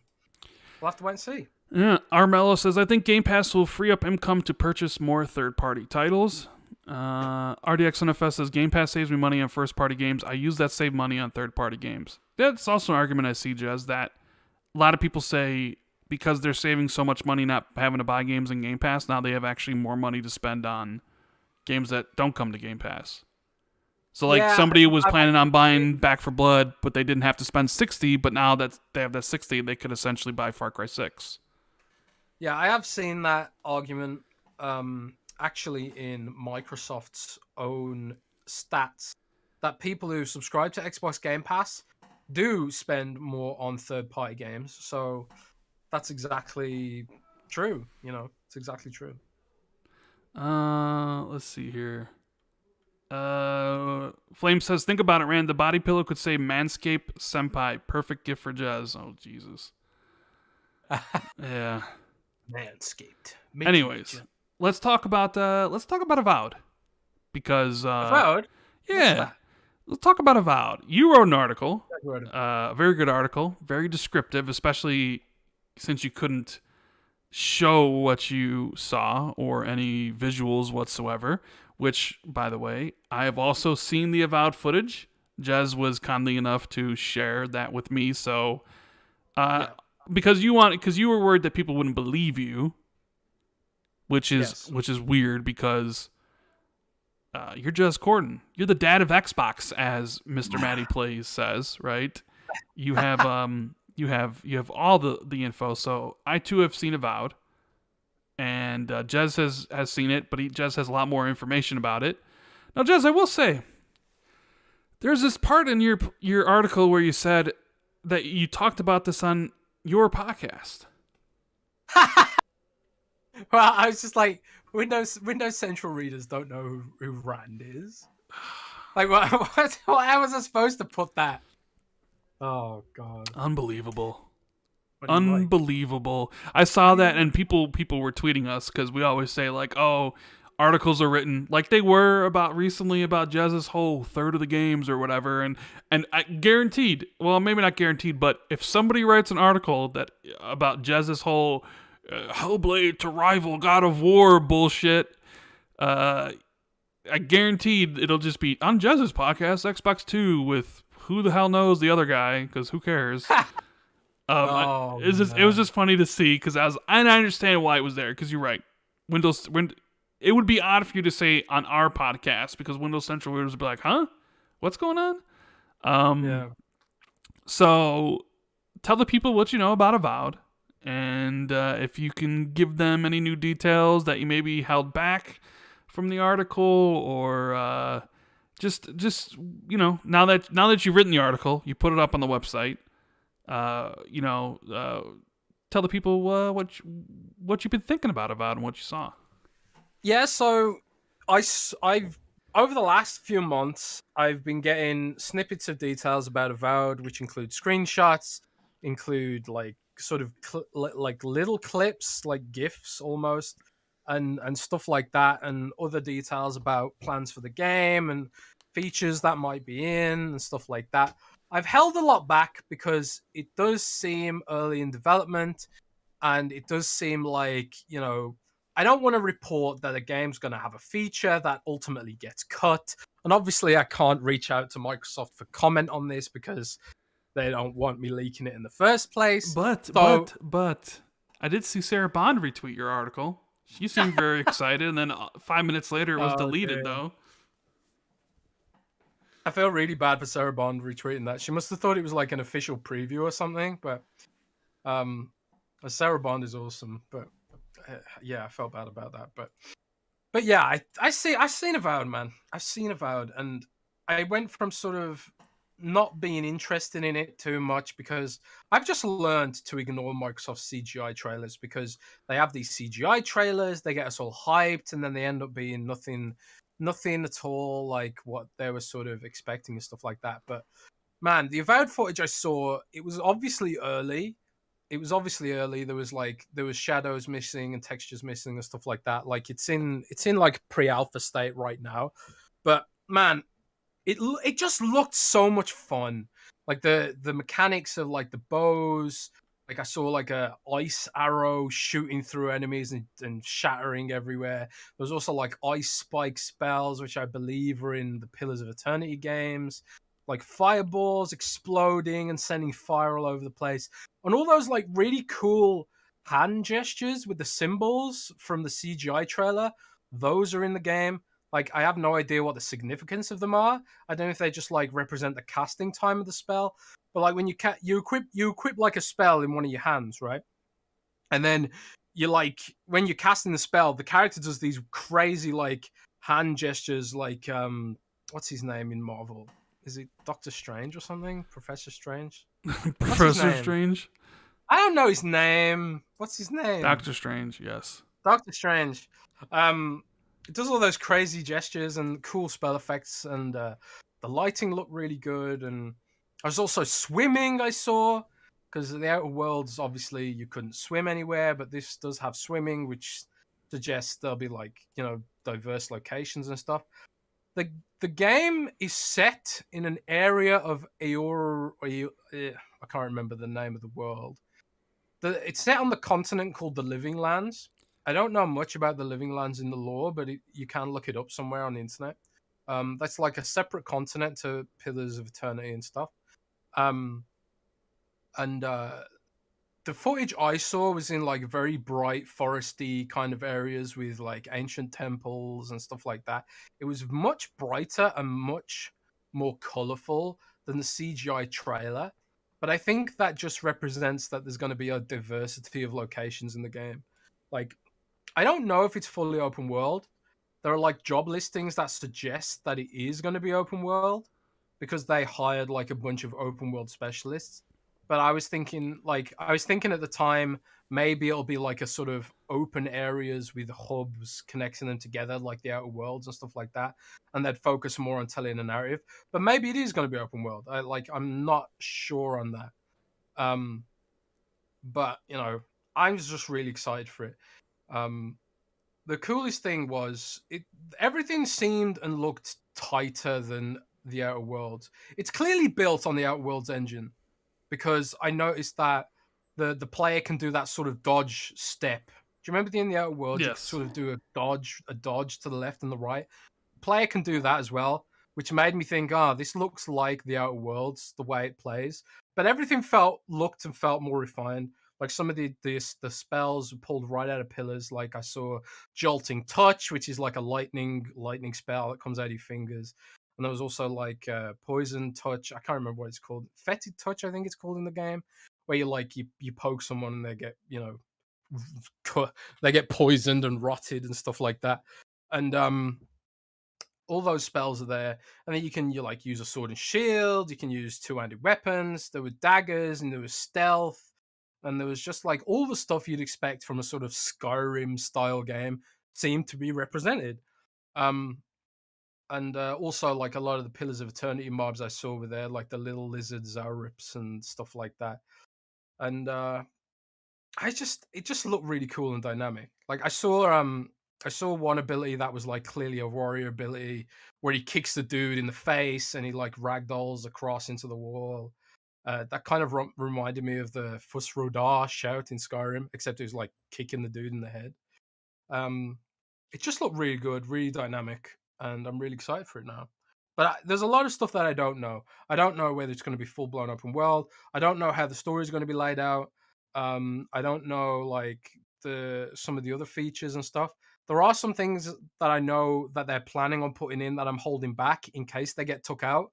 So there's like some cool features that I think are planned that I think a lot of people will be excited about that are not confirmed yet. But I'm waiting to find out more details before I talk more about that. But I'm excited for it, man. I'm really excited for it. So your article also created a stir because people took it and twisted what you said because you said pre-production, right? Mm-hmm. And people made it sound like the game wasn't coming until 2025 and 2024, Yeah, and that I Xbox has nothing until all these years later. But you then clarified what you said, right? yeah. So like I wrote that it's moving through pre-production, but I didn't mean it was in pre-production. I just meant like it moved through pre-production into a pre-alpha state. Like I don't know. I honestly don't know how old some of this content is. I don't know if it's months old. I don't know if it's fairly recent or whatever. I'm pretty sure a lot of the footage I saw was months old, so maybe the game's in a more playable state and further along. I think Jeff Grubb wrote an article that it's it's going to be 2023, I think he said, Yeah. which seemed to line up with the information that I had. Sorry, just drinking a cup of tea. And but yeah, I'm really excited for it now. Like as a fan of the Outer Worlds, it felt like the Outer Worlds, but the next level, and also fantasy action RPG. So that's how I feel like the Avowed's gonna play out. I just wonder, like, is it gonna be full blown open world? How big is the scope gonna be? Is it gonna be like more like the Outer Worlds kind of layout, which I wouldn't mind. It'd give it differentiation against Skyrim if it was more sort of hub focused and more story focused. I felt like I felt the Outer World had stronger characters than Skyrim as well. I just wonder if it's gonna go more in the BioWare direction than in the Bethesda direction. Do you know what I mean? Where it's more Yeah. like character focused and more like relationship focused a little bit more than some of the Bethesda games. A lot of people are asking, is it third person? I didn't see any third person footage at all. I think it is just purely first person. I know a lot of people prefer third person, but I do think Avowed is going to be first person only. But I could be wrong. There could be a third person mode. I don't know. But all the footage I saw was first person. So yeah. Interesting. So would you kind of say it's basically Outer Worlds Skyrim, essentially? I mean that is literally how Obsidian describes it. They said if the Outer Worlds is our take on a Fallout style game, then Avowed is our take on an Elder Scrolls style game. So that's how I think they're going to be going for it. I think it's basically going to be like the Outer Worlds was, where it's Fallout, but then it leaned into the BioWare sort of style, where you have like the companions are a bigger part of the game than they are in Fallout, for example. I think that's where they're going for it, and it's that sort of BioWare DNA, because like Obsidian and BioWare share like a common ancestry if you go back further enough into the 90s, you know, to the Baldur's Gate era and stuff like that. So I think that's how it's going to go. And people are asking what's going to come out first, Avowed or Outer Worlds 2. I think Avowed is going to come out first. I will say that I have also seen the Outer Worlds 2. You have also seen the Outer Worlds too. Okay. Yeah. And I've also seen the other game Obsidian's working on. Obsidian have 3 projects right now. One's Avowed, one's Outer Worlds 2, and the other one I'm not going to leak because I don't think that's going to leak anytime soon. But that's Josh Sawyer's game, I believe, which is going to be a smaller game. Like I think there's the third game Obsidian's working on is It's got a similar sized team to Grounded, so it's sort of like a couple of dozen people or something. But it's going to be like a very sort of artist led game and stuff like that. I have no idea what kind of game it's going to be actually at the moment, but I just know that I know that it's in development and it's sort of like a smaller kind of game. But and also, yeah, there's 4 games in development because we've got Grounded as well. And Grounded should hit version 1.0 next year, I think they said, or was it the year after? I think next year. Yeah, 2022 for Grounded version 1. And they've got a lot of stuff planned for that as well. Obviously, we're getting the big update this month, which is in the beta for Grounded. Obsidian are machines, man. They are machines. Oh, and also Obsidian want to release a game every year for the next 7 years, they said, as well. What? That seems to be very optimistic and very... Ooh, a game every year for the next 7 years? I'm sure some of them will be smaller in scope, but I think that is Obsidian's plan. Is they've got plans for a game every year for the next 7 years. Okay, so if you would say next year would be Grounded, which I okay, I get that, and 2023 is Avowed. 2024, if you had to bet, would it be Josh Sawyer's game? And then Outer Worlds 2024 is Outer Worlds. So you think Outer Worlds 2 is coming out in 2024? Yeah. But I think like Josh Sawyer's game could probably come out before then as well. So there might even be a year where they have 2 games. Interesting. Well, I don't know They've that. got more plans. They're building more games. The Obsidian are crazy. They're a machine, man. I think Obsidian is probably Microsoft's like top studio for like what for their output at the moment. For me anyway. Obsidian are incredible. So I'm pretty excited about what they're working on. And yeah. I'm not gonna talk more about Worlds 2 at the minute because that was much earlier, but I will say it looked a lot tighter than Worlds 1. The gunplay looked better, and some of the scenery that I saw was absolutely incredible. There's a lot of imagination going into the Outer Worlds too. It just feels like they're stepping up to another level. Obsidian, they're jumping up to the next level with everything they're doing, and it's really exciting to see. Amazing studio. Well, guess what? I can't also wait for this to be an article as well. So get at least 2 articles out of this podcast. Oh man, You know it's gonna Jez happen. podcast with guest Yeah. Rand So Jez. have you seen any other games from Xbox Game Studios that you haven't talked about? Like, you don't have to No, mention. I'm not. I have seen other games, but I'm not going to talk about them. I'm not going to talk about them. I'm not. You're I'm not. not. You're gonna keep it a secret, huh? Oh god, it's so hard. It's so hard because I'm so excited, man. I'm like so hyped, and there are things I want to talk about, but I don't want to spoil it, man. I don't want to spoil it, but I also don't want to get scooped, you know, because it is True. my job to report the news. So Okay, it's like a balancing act. I'll ask this question, and you can give a yes or no. Okay. Okay. Do you know what Compulsion's next game is? Yes. Okay. I do. So And I'm excited for that too now. damn. I was like, at one point I heard a rumor that Compulsion's next game was a puzzle game, but I don't think it's a puzzle game. It might have puzzles in it, but I don't think thank God it's not a puzzle game. But Obsidian's game looks very interesting indeed. Very interesting. Obsidians or Compulsions? Compulsion's game. Compulsion's game looks very interesting. But I'm not going to mention any more about that. I'm not. Okay. I'm really not. Because I really don't think anyone else has got that information at the minute. Interesting. But I don't know. But this is the interesting thing, right? I only know things about Xbox Game Studios. I only know stuff about. I know a bunch of new code names, by the way, from Xbox Game Studios. There's Project Shaolin, Project Belfry. There's Project. I can't even remember. There was like loads of code names for upcoming games that Xbox Game Studios Publishing is working on. There's also. No, I'm not going to leak that. And this is the thing, man. I don't even know anything that Bethesda's working on because they're like in a separate silo, and I guess they have like a separate system entirely for like and stuff like that. So I don't know anything that Bethesda's working on, but just Xbox Game Studios alone has me hyped as hell.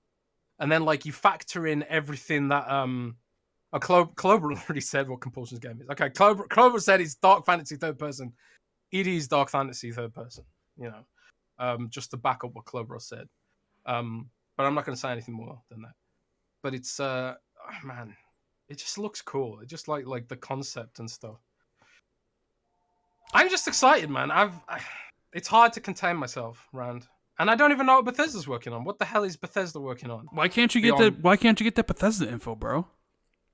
I don't know. I think maybe their systems are less leaky than Microsoft's. I don't know. Yeah, we need to know where that Wolfenstein 3 is. Yeah. We need to know what Indiana Jones is up to. You need to do your magic and try to get that. But I know for a fact now that Project Dragon is going ahead. By the way, I leaked Project Dragon back in April, I think, and I wasn't sure if it was like, you know, definitely going ahead, but it is definitely going ahead. It's listed. It's in development. Project Dragon is definitely going ahead, and I think the IO Interactive even they sort of mentioned it in their investor call that they're working on another game, a big game with a third party, whatever. That's Project Dragon, obviously. So there's that to look forward to as well. And I also know there's another smaller indie studio that makes some quite popular games Microsoft's working with. Not gonna ruin that at the moment, because I think that could be announced pretty soon. Oh man, there's just so much. There's just so much to look forward to. Yeah, indeed. And I can't wait to see how many articles come out of this. It's always interesting when Jez you talk about. I hate it, man. I can't contain myself. It's really hard. And I genuinely don't want to ruin. I genuinely don't want to ruin like surprises, and I don't want people. I don't want to ruin trailers and stuff like that. I don't want to do it, but I've also, got to compete with people and got to report the news. My job. Yeah. Yeah, and also IO Interactive literally leaked their own game. IO Interactive leaked Project Dragon because they had job listings for Team Dragon, and I was like, okay, well, if you're gonna leak it, then I'm gonna leak it. We got TB becoming the newest member. Drunken Chewy says, "Is there going to be a Mexican music station on Forza?" Not that I recall. Most of the stations were the same, so like Horizon Pulse and stuff like that. I didn't notice a Mexican. Hold on one sec, Jez. 1 sec. Can you take over? Oh, what? Why? Oh, great. Rand's dog as no. Oh, Rand forgot to mute as well. Oh my god, professional. Rand, mute your mic. Oh my My god. mic is muted. No, it wasn't. Well, We could hear you. it was muted to them. It wasn't muted to you. Oh, really? Yeah. Oh, okay. Okay, so Rand, are you still muted? No, go ahead. It's fine. Okay. I thought you were just yelling at everyone on the stream. No, one of my sisters was asking me a question about the place where I got my COVID testing, and they were screaming at me, so I had to answer them. They're like, no respect for doing a live show. You know what I mean? No respect, man. You need to get one of them recording lights and stick it up outside your room, man. Yeah. What else we got here? Chet says, just bought Demon Slayer specifically because I have so much other stuff on Game Pass. See, there you go, Jez. Another one saying that they have extra money because of Game Pass. Supernova says, Avowed all day. Whittia says, Jez, did your source know about your like for POFE? But I'm assuming he means just Pillars of Eternity. I don't think so. My sourcing on this isn't from Microsoft, so I don't think they really know much about stuff I'm into. But hold on 1 second, Jez. Oh, Rand's leaving me high and low right now. Okay, so Rand is definitely muted now. But the thing is, he's not muted for me. He's not muted for me, so all I can hear is yelling in my ear right now. So Rand should mute for me as well. Rand?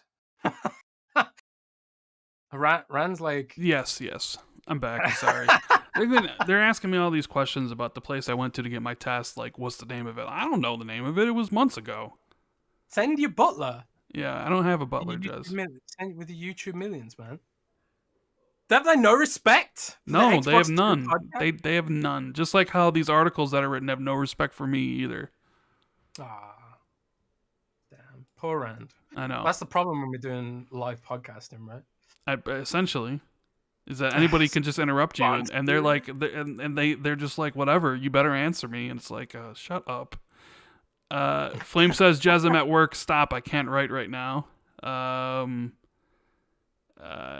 I think that's we're caught up. Oh, Adam says, catching you live finally. Love from Hungary. Well, thank you very much. All the way from Hungary. We really appreciate you. Hi from Chicago, Illinois, in the United States. And Jez from, where are you at right now in the UK? I'm in the West Midlands. The West Midlands, there you go. The West Midlands. Born and bred. So I kind of want to talk a little bit about Xbox's success in Japan, Jez, because I know Windows Central wrote an article. What do you think about them hitting 100K in less than a year when it took the Xbox One 50 months to do it? Does that speak to how... I guess the question is, can we see this continuing for the foreseeable future? is it actually going to get better? Um, will we It's see an increase? Because I thought like the way to win Japan outside of getting the Japanese games that they like on the system, like Yakuza and all that stuff, was they're a mobile country.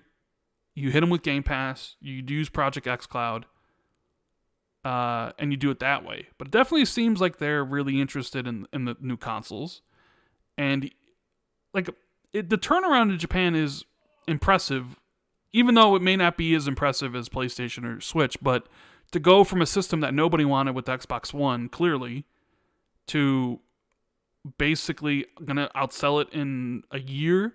Like, what do you think about the renewed resurgence? And I use resurgence in quotes in Japan.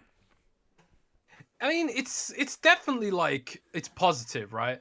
I mean, to put it into perspective, so basically what this story is, for those who don't know, is Xbox Series X and S consoles together have hit 100,000 units sold in 11 months, and that took the Xbox One 50 months to hit 100,000 units. So the difference in sell through is phenomenal. But I think PlayStation 5 is already at 2 million in Japan, I think. Am I wrong about that? Is that globally? I don't I'm know. not sure. I think, well, PlayStation, I don't know the exact figure for PlayStation, but it's out. PlayStation 5 is obviously outsold the Xbox Series consoles by a huge, considerable amount. But regardless, like that is a huge victory for Xbox, who was like basically dead. They were basically dead last gen, and they've sort of fought their way back and gotten a decent foothold in the region, which is good because it means we should theoretically get more Japanese games coming over. If there's like the potential customers of okay, so PlayStation 5 has hit 1.1 million people in chat saying, okay, so we got 1.1 million for PlayStation 5 and 100,000 for Xbox Series X, which, you know, is a pretty good turnaround, I think, compared to the last gen, which was like tens of thousands of units, which is pathetic. Although I do believe the Xbox 360 is still on track to outselling the Xbox Series consoles, which just goes to show how much damage the Xbox One did, right?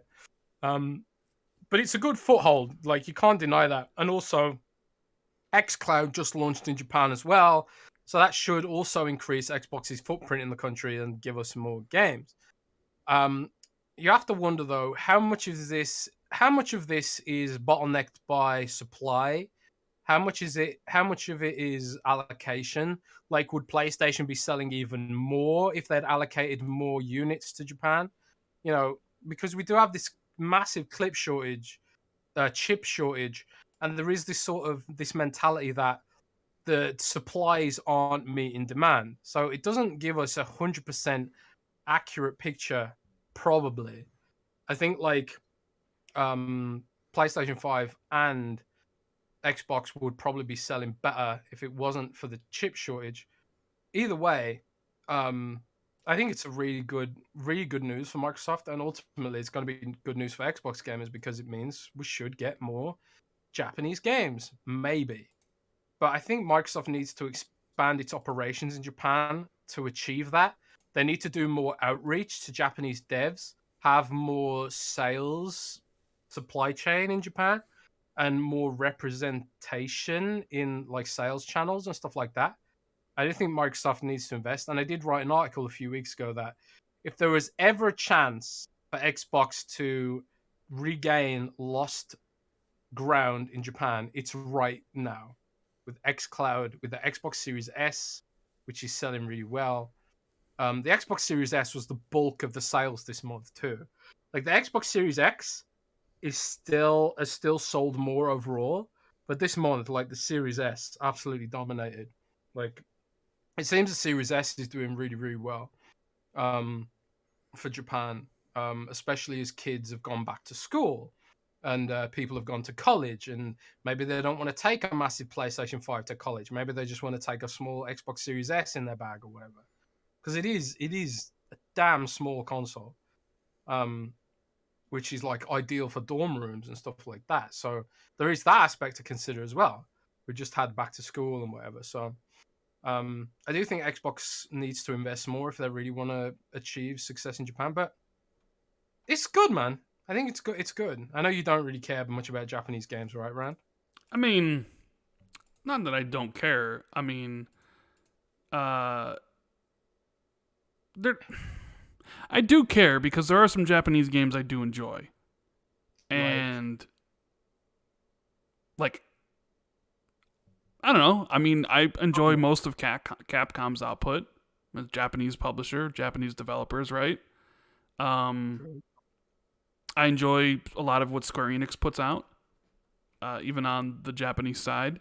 Obviously, like I'm not the biggest fan of anime games or RPGs, but Xbox does need Japanese support. I mean, they lack it, and it's a lot better than it has been in the past. So to see them kind of come back, like the Xbox One was just horrible for them. It is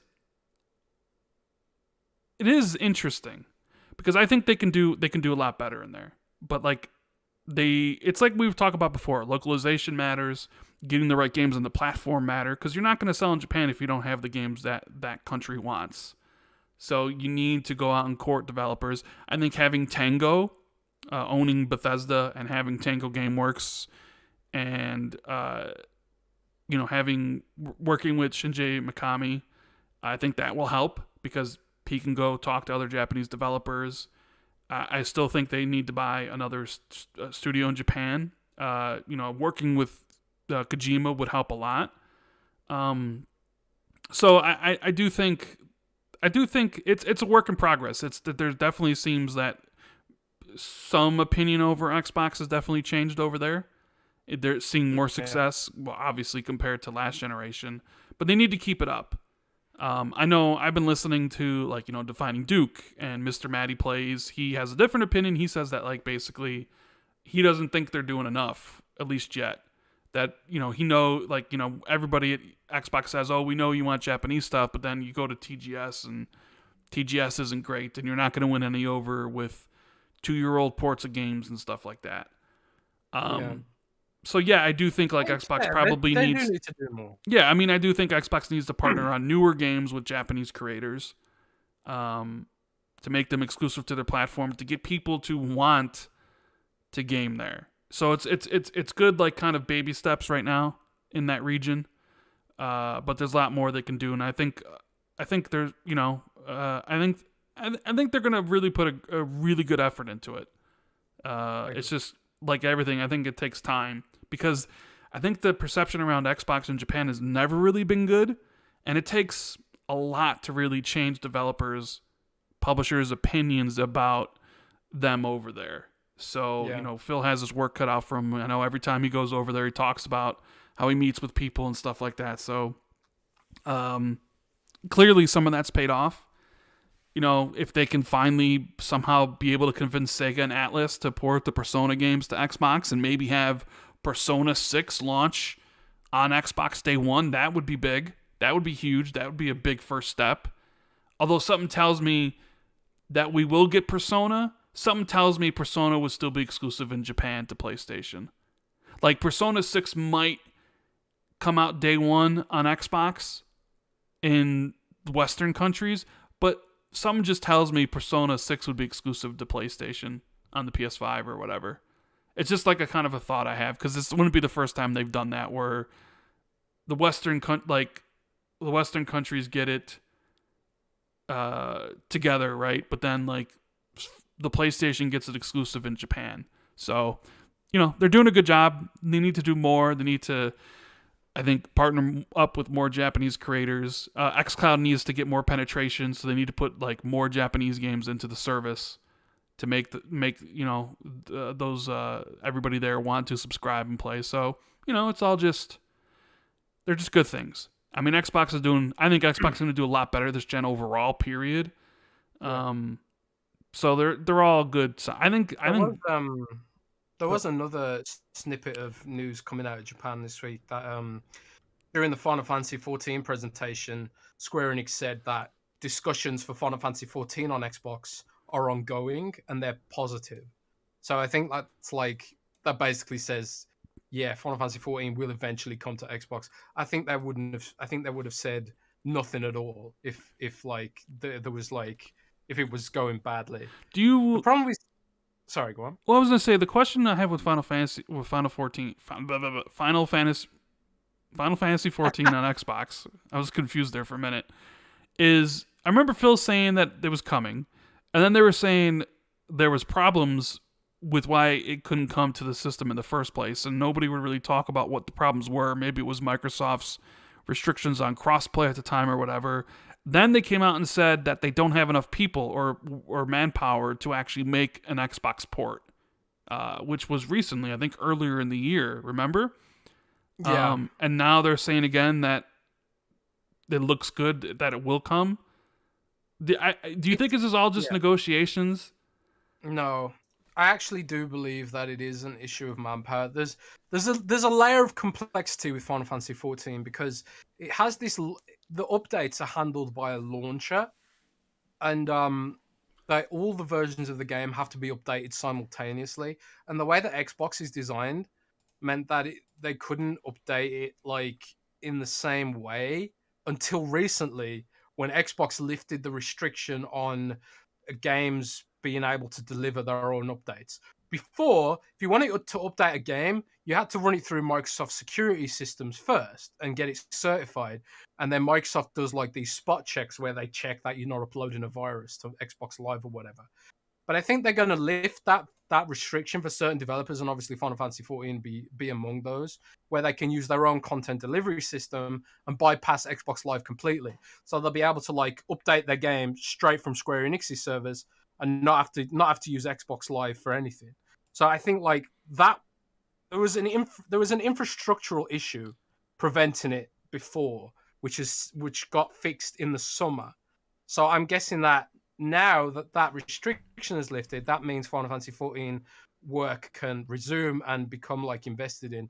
And they probably wanted Microsoft to invest some in the work that's going to be done because it's not a trivial amount of work. If they're updating the game directly and it's not made for Xbox outright, then there's a non-trivial amount of work that needs to be gone in to do that. So I think they're probably trying to get some investment from Microsoft as well to make that happen. And they're probably just negotiating on what that kind of investment looks like. But I do think Final Fantasy 14 will come to Xbox. It just makes sense, you know. If you're an MMO, your business model is subscribers. Right now, Final Fantasy 14 is the biggest subscription-based MMO in the world. It's overtaken World of Warcraft, and so to get Final Fantasy 14 on Xbox would just open it up to a whole new market and just further solidify its place as, you know, the new king of MMO subscriptions. You know, obviously there are free-to-play MMOs that are bigger, but they're free-to-play and pay-to-win, so who cares about that? But yeah, I do think Final Fantasy 14 will come to Xbox. It's just a question of how and when. Probably in the next couple of years, I would say. Yeah. You know, I just wanted to take a minute and just say we have over 1,000 people watching again, which I really appreciate. And thank you, everyone being here from all across the world. If you guys are enjoying the show, make sure you hit that like button. There's only like 400 likes. We should have a lot more considering how many people are watching this. So, hey, and don't forget, hit that like button. This podcast is sponsored by Manscaped. Unbelievable. Never going to live that down. So the mini fridge is coming, Jez. Mini fridge. Aaron Greenberg, I think, finally let it be known on Instagram when he showed off some of what it looks like that pre-orders will be here on Tuesday. So if you guys didn't know, if you haven't been paying attention, Xbox is putting out a mini fridge, which was kind of started as a meme, and then it became a reality. It's coming out in December, but pre-orders start on Tuesday, and it will be available for $100. You can also charge your Xbox controllers. I guess there's a USB charging port on it as well. B16 says, Jez, what you said about Obsidian is already on Twitter. Of course it is. Of course it is. I just love them. I just love Obsidian so much. They're doing so much cool stuff. I just hope hope they have a trailer soon so it doesn't leak. Yeah. So mini fridge, Jez. I Mini guess fridge. everybody in You gonna chat, buy one? let us know if you're gonna get the mini fridge. Are you gonna spend $100? Do you need a mini fridge? Jez, do you need a mini fridge? Because you were supposed to get that the Rock. Because you're a big influencer. You were supposed to get that Rock Zoa mini fridge, but you the couldn't Zoa mini because of Europe's or UK's custom laws or whatever, right? Yeah, So oh yeah, the energy drinks are banned because they contain poison. yes, so but Americans don't care about that. Miles Dampier was the one to get that. So now we have the mini fridge coming. Are you going to get it, Jez? 90 quid. I'm probably not gonna get one, but but the only reason I'm not getting one is because I literally have no room for it. If I had my own place, I would definitely get one. But I have nowhere to put it. I have literally nowhere to put it. I could like get rid of my vinyl record player or something and fit it in. But now I just got nowhere to put it. I can't justify it, man. I just can't justify it. But it is awesome and it is hilarious. I kind of want them to do a full range of kitchen stuff now. There should be an Xbox toaster with RGBs. They should do an Xbox kettle. What do you call kettles in America? You call it something else, don't you? Kettles. Do you? What do you mean? Kettle. What's a kettle? What's a kettle? Like you talk. What's a kettle? Are you talking about like what are you talking about? What's a kettle? You boil water in it. Yeah, okay. Yeah, okay. I guess you could call it a kettle. Sure. Yeah. What do you call it? I don't know. I don't make tea, so I don't use kettles. You don't have a kettle? No, I have one. I don't use it. But what do you call it if not a kettle? I mean, yeah, kettle sounds right. Yeah, I don't know. Do you not drink tea? No, I don't. I don't drink tea. I only drink Propel. Right now, I'm drinking Propel flavored strawberry lemonade, which is actually amazing. And I got some Propel mandarin orange. Propel? Yeah, flavored flavored water, essentially energy drink or whatever the hell. It's like it's really good. Like I used to drink a lot of pop, a lot of diet soda, although way too much. And I need to send you some. I need to send you some tea bags, man. I don't like tea, bro. I've had tea before. I don't like it. No. You have to. So everyone who says they don't like tea, I just straight up don't believe them, or they've just not had good tea. I mean, it might be that. Well, maybe I've never had good tea. I'm gonna send you some tea bags, man, and a tutorial on how to make a good tea, good cup of tea, and then you'll like it. I'll send you tea bags for Christmas. We'll make Rand cultured, guys. Let's make Rand cultured. Rand our cultured. We drink tea on this podcast, man. Maybe we can get a tea sponsor. That'd be so cool. I tried to get Hellman's to sponsor the podcast, Rand. And what did they say? They just straight up didn't reply. Of course, they're very rude. Very rude. Do you like mayonnaise anymore? Rude. Like mayonnaise is so calorific. It's like 150 calories for like a tablespoon of mayonnaise. So I haven't been eating it because it's so calorific. I had a little bit with some rice the other day, but oh man! But that's why this podcast is sponsored by Manscaped. Hey, they only paid for that 1 minute. You shouldn't keep on doing that, Jez. Oh, true that. But anyways, what were we talking about? Tea? We were talking about mini fridge and if you were gonna get one or not. Are you gonna get one? Are you gonna get one for your? I mean, for your pops. The thing is like I don't really need. It wouldn't really serve a purpose, I guess. No. Like people ask me if charger. Well, people ask me like, "Oh, you're gonna get the new Halo console," but it's like I have a console. I don't really need a second Series X right now. So why would I spend $550 on it when I already have a perfectly functional one? So, like, would it be cool to have a Series X mini fridge? Yeah, but like, do I need one where I'm at right now? No. I'm sure the pre-orders will sell out.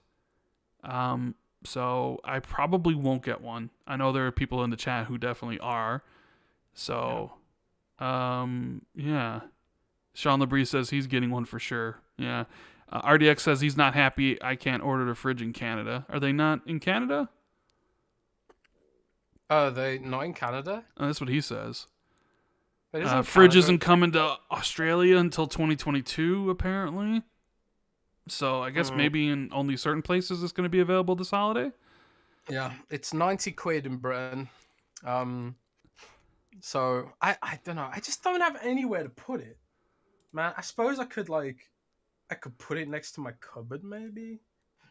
But it's like if I'm like looking for an excuse to buy it, I probably don't need it. I don't really drink cold drinks. I drink tea, like a proper British, you know? Mm-hmm. Hey. Let's see. We got George says, Jez, what is Project Shaolin? And is Microsoft working with Studio MDHR?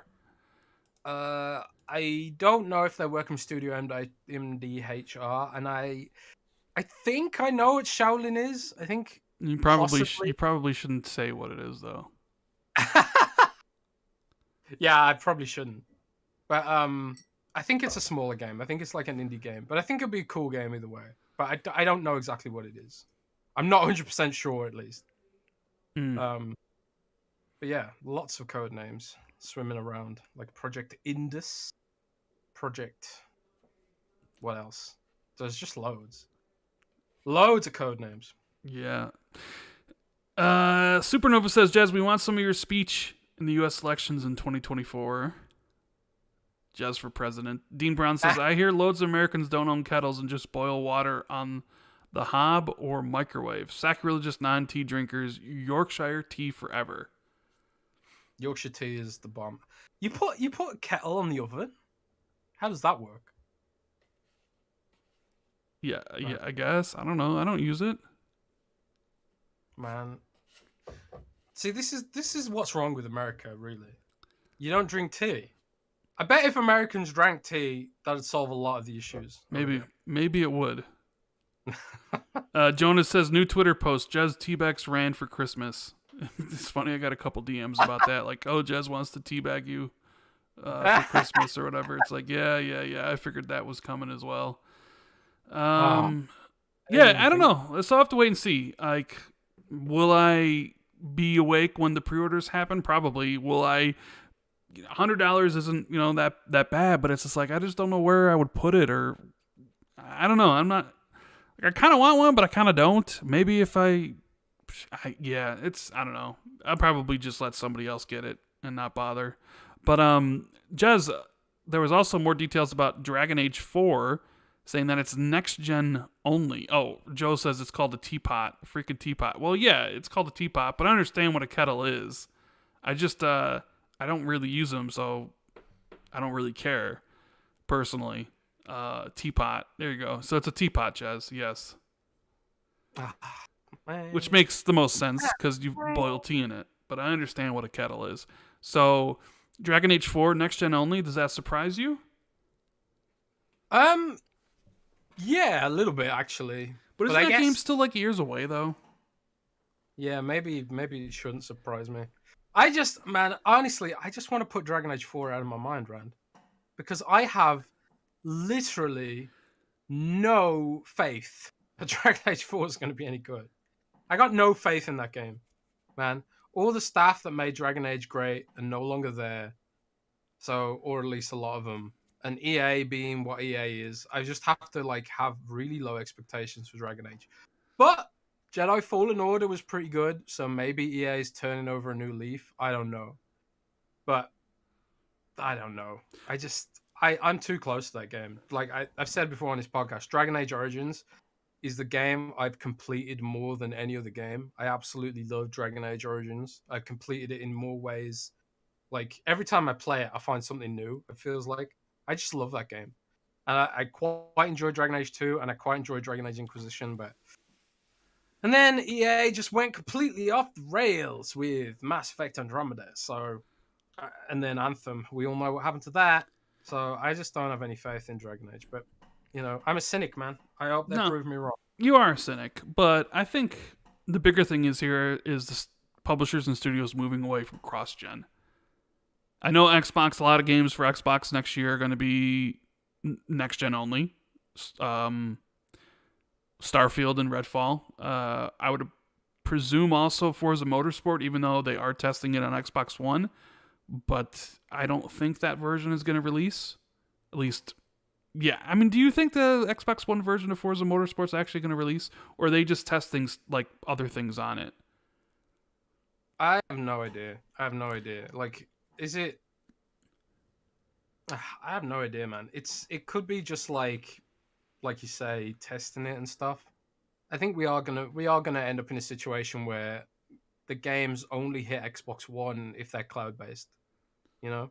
Yeah, I mean, you already kind of are doing it with Redfall and Starfield, so it's like, why not have Forza Motorsport also just be next gen only, right? I think Suicide Squad, which we saw the trailer for earlier today, I'm excited for it, even though I kind of want to see what it plays like, because it's obviously not going to play like Batman. But I love Rocksteady. I love the world they built. It looks really good. Granted, it was just like cutscenes and stuff, but I love the story and the world that they've, built over these past couple generations.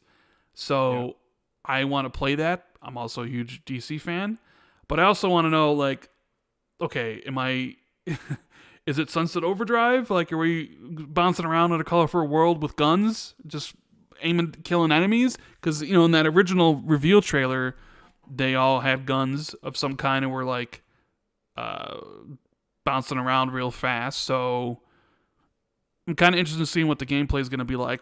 I think we know there's 4-player co-op as well. So, but I think that game is next gen only. So next year we should start seeing at least some games come out that are next gen only. Is the new Saints Row next gen only, Jez? I don't recall. Or Tiny Tina's Borderland, the Borderlands game that comes out early next year. Are those games next gen only? I have no idea off the top of my head. Yeah, I don't know off the top of my head either. But at least next year we should start seeing some games break from the cross-gen format. Although I wonder how much of this the chip shortage and people not being able to buy the systems is also going to have to deal with some of that stuff. Dean Brown wants to know if Suicide Squad's set in the Arkham universe. Yes, it's by Rocksteady, so it's set in the Arkham universe after Arkham Knight. Same characters, same world, essentially. But Gotham Knight is not. Gotham Knight is separate, which Jez doesn't like, but I think is perfectly fine, because I love to see the Court of Owls storyline in a Batman game. Why don't they just make it in the Arkham universe? Andy says both are cross-gen? Okay, so Saints Row and that Tiny Tina's game are both cross-gen. Okay. Makes sense early next year.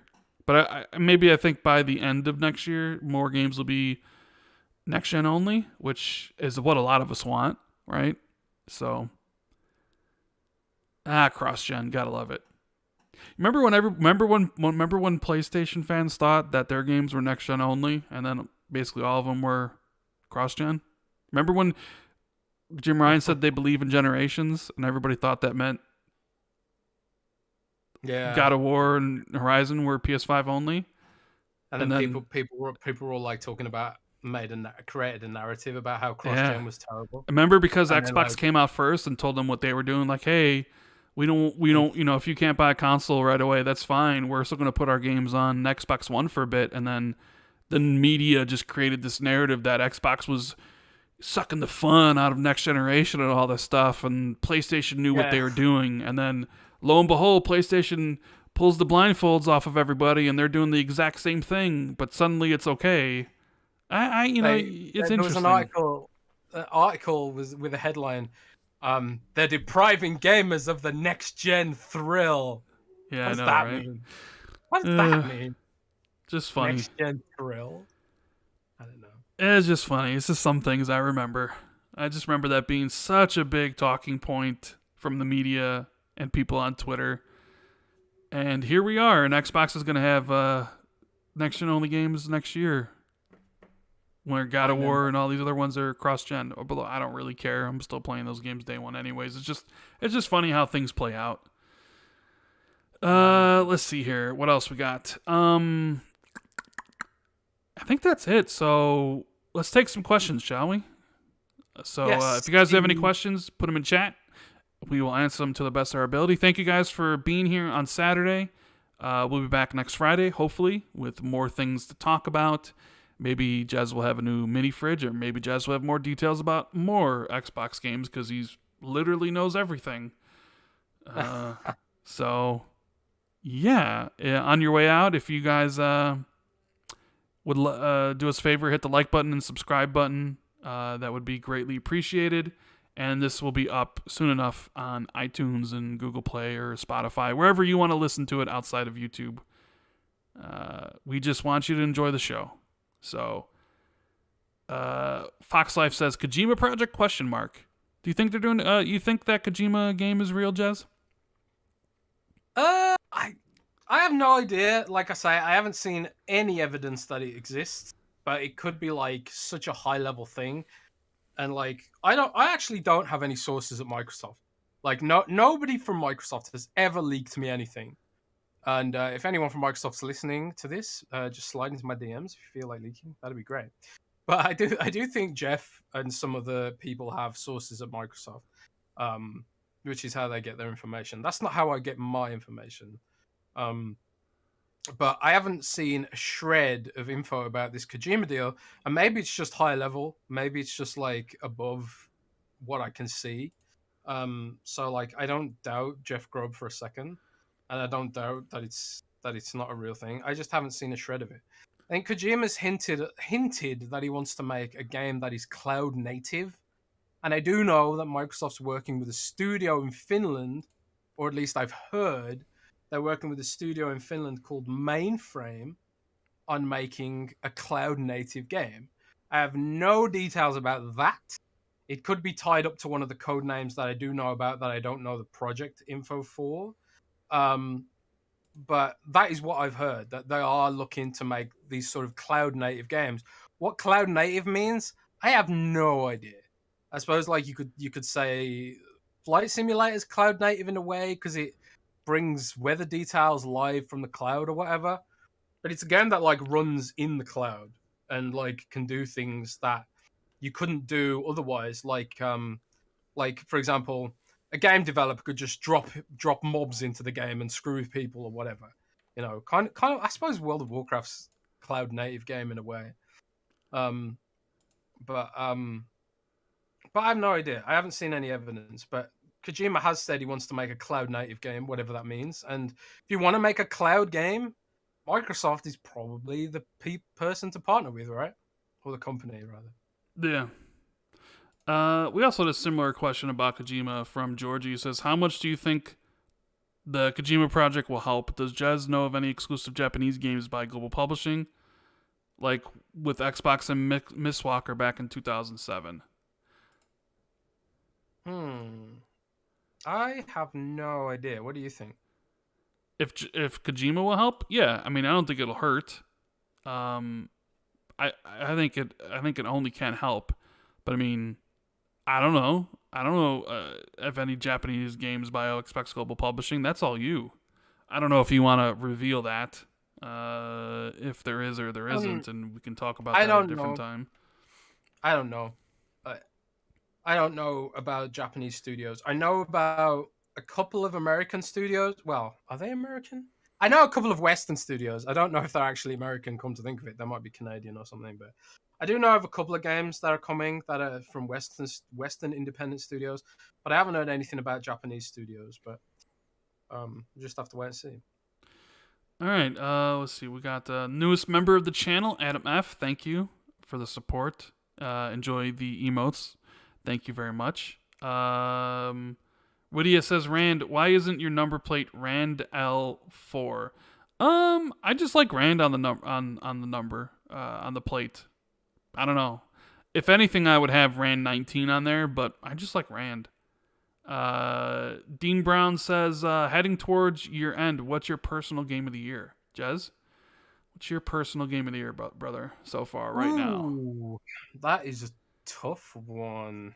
I'd have to think about that, but probably the game I enjoyed most this year.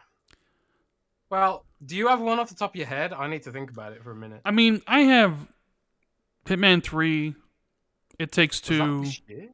Yeah, Hitman 3 was in January. Hitman 3, It Takes Two.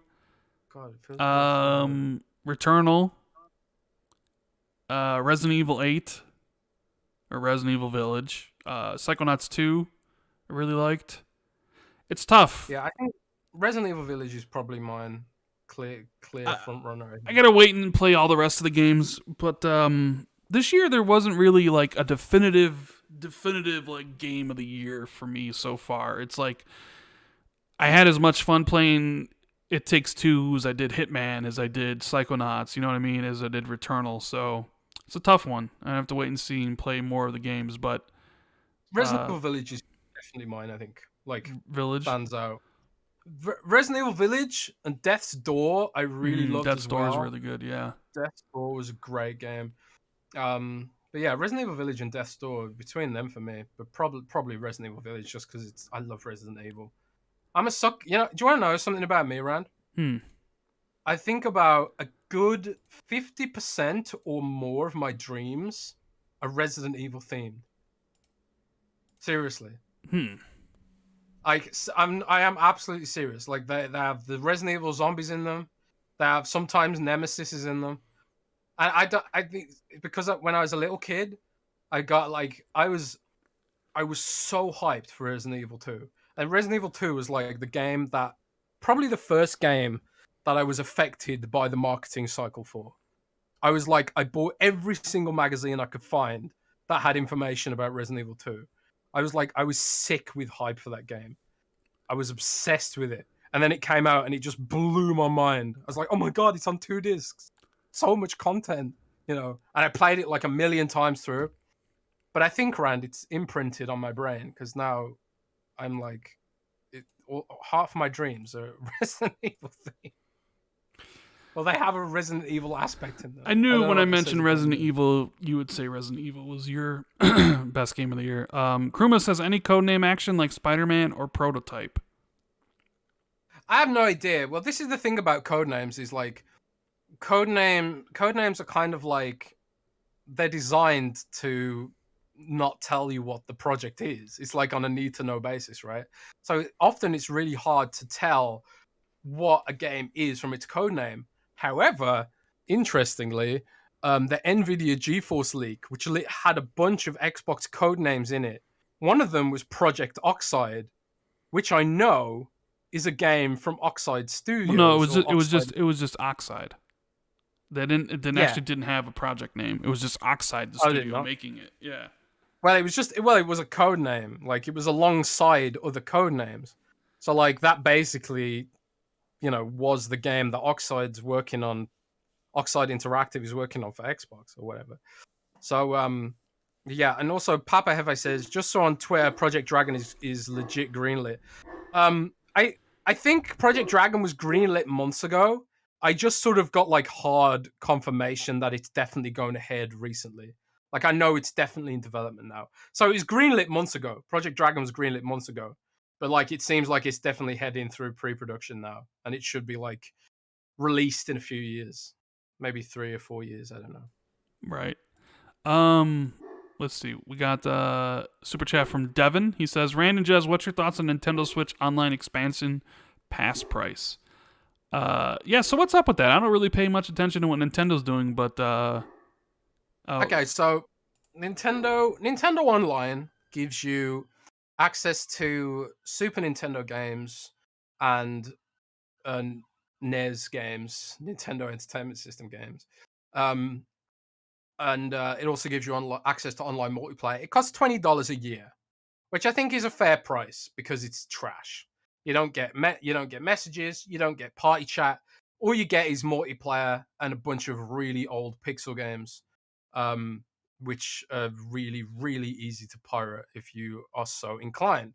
I don't really think there's an ethical issue necessarily with pirating a game that's 40 years old, but you know, whatever. It's illegal, you know, in most countries. It's illegal in the UK at least. Like you can't even emulate games you own in the UK. Technically, version shifting is illegal in the UK, but I don't think version shifting is illegal in America. So as long as you own the game, you can pirate. You can play a ROM or whatever or something.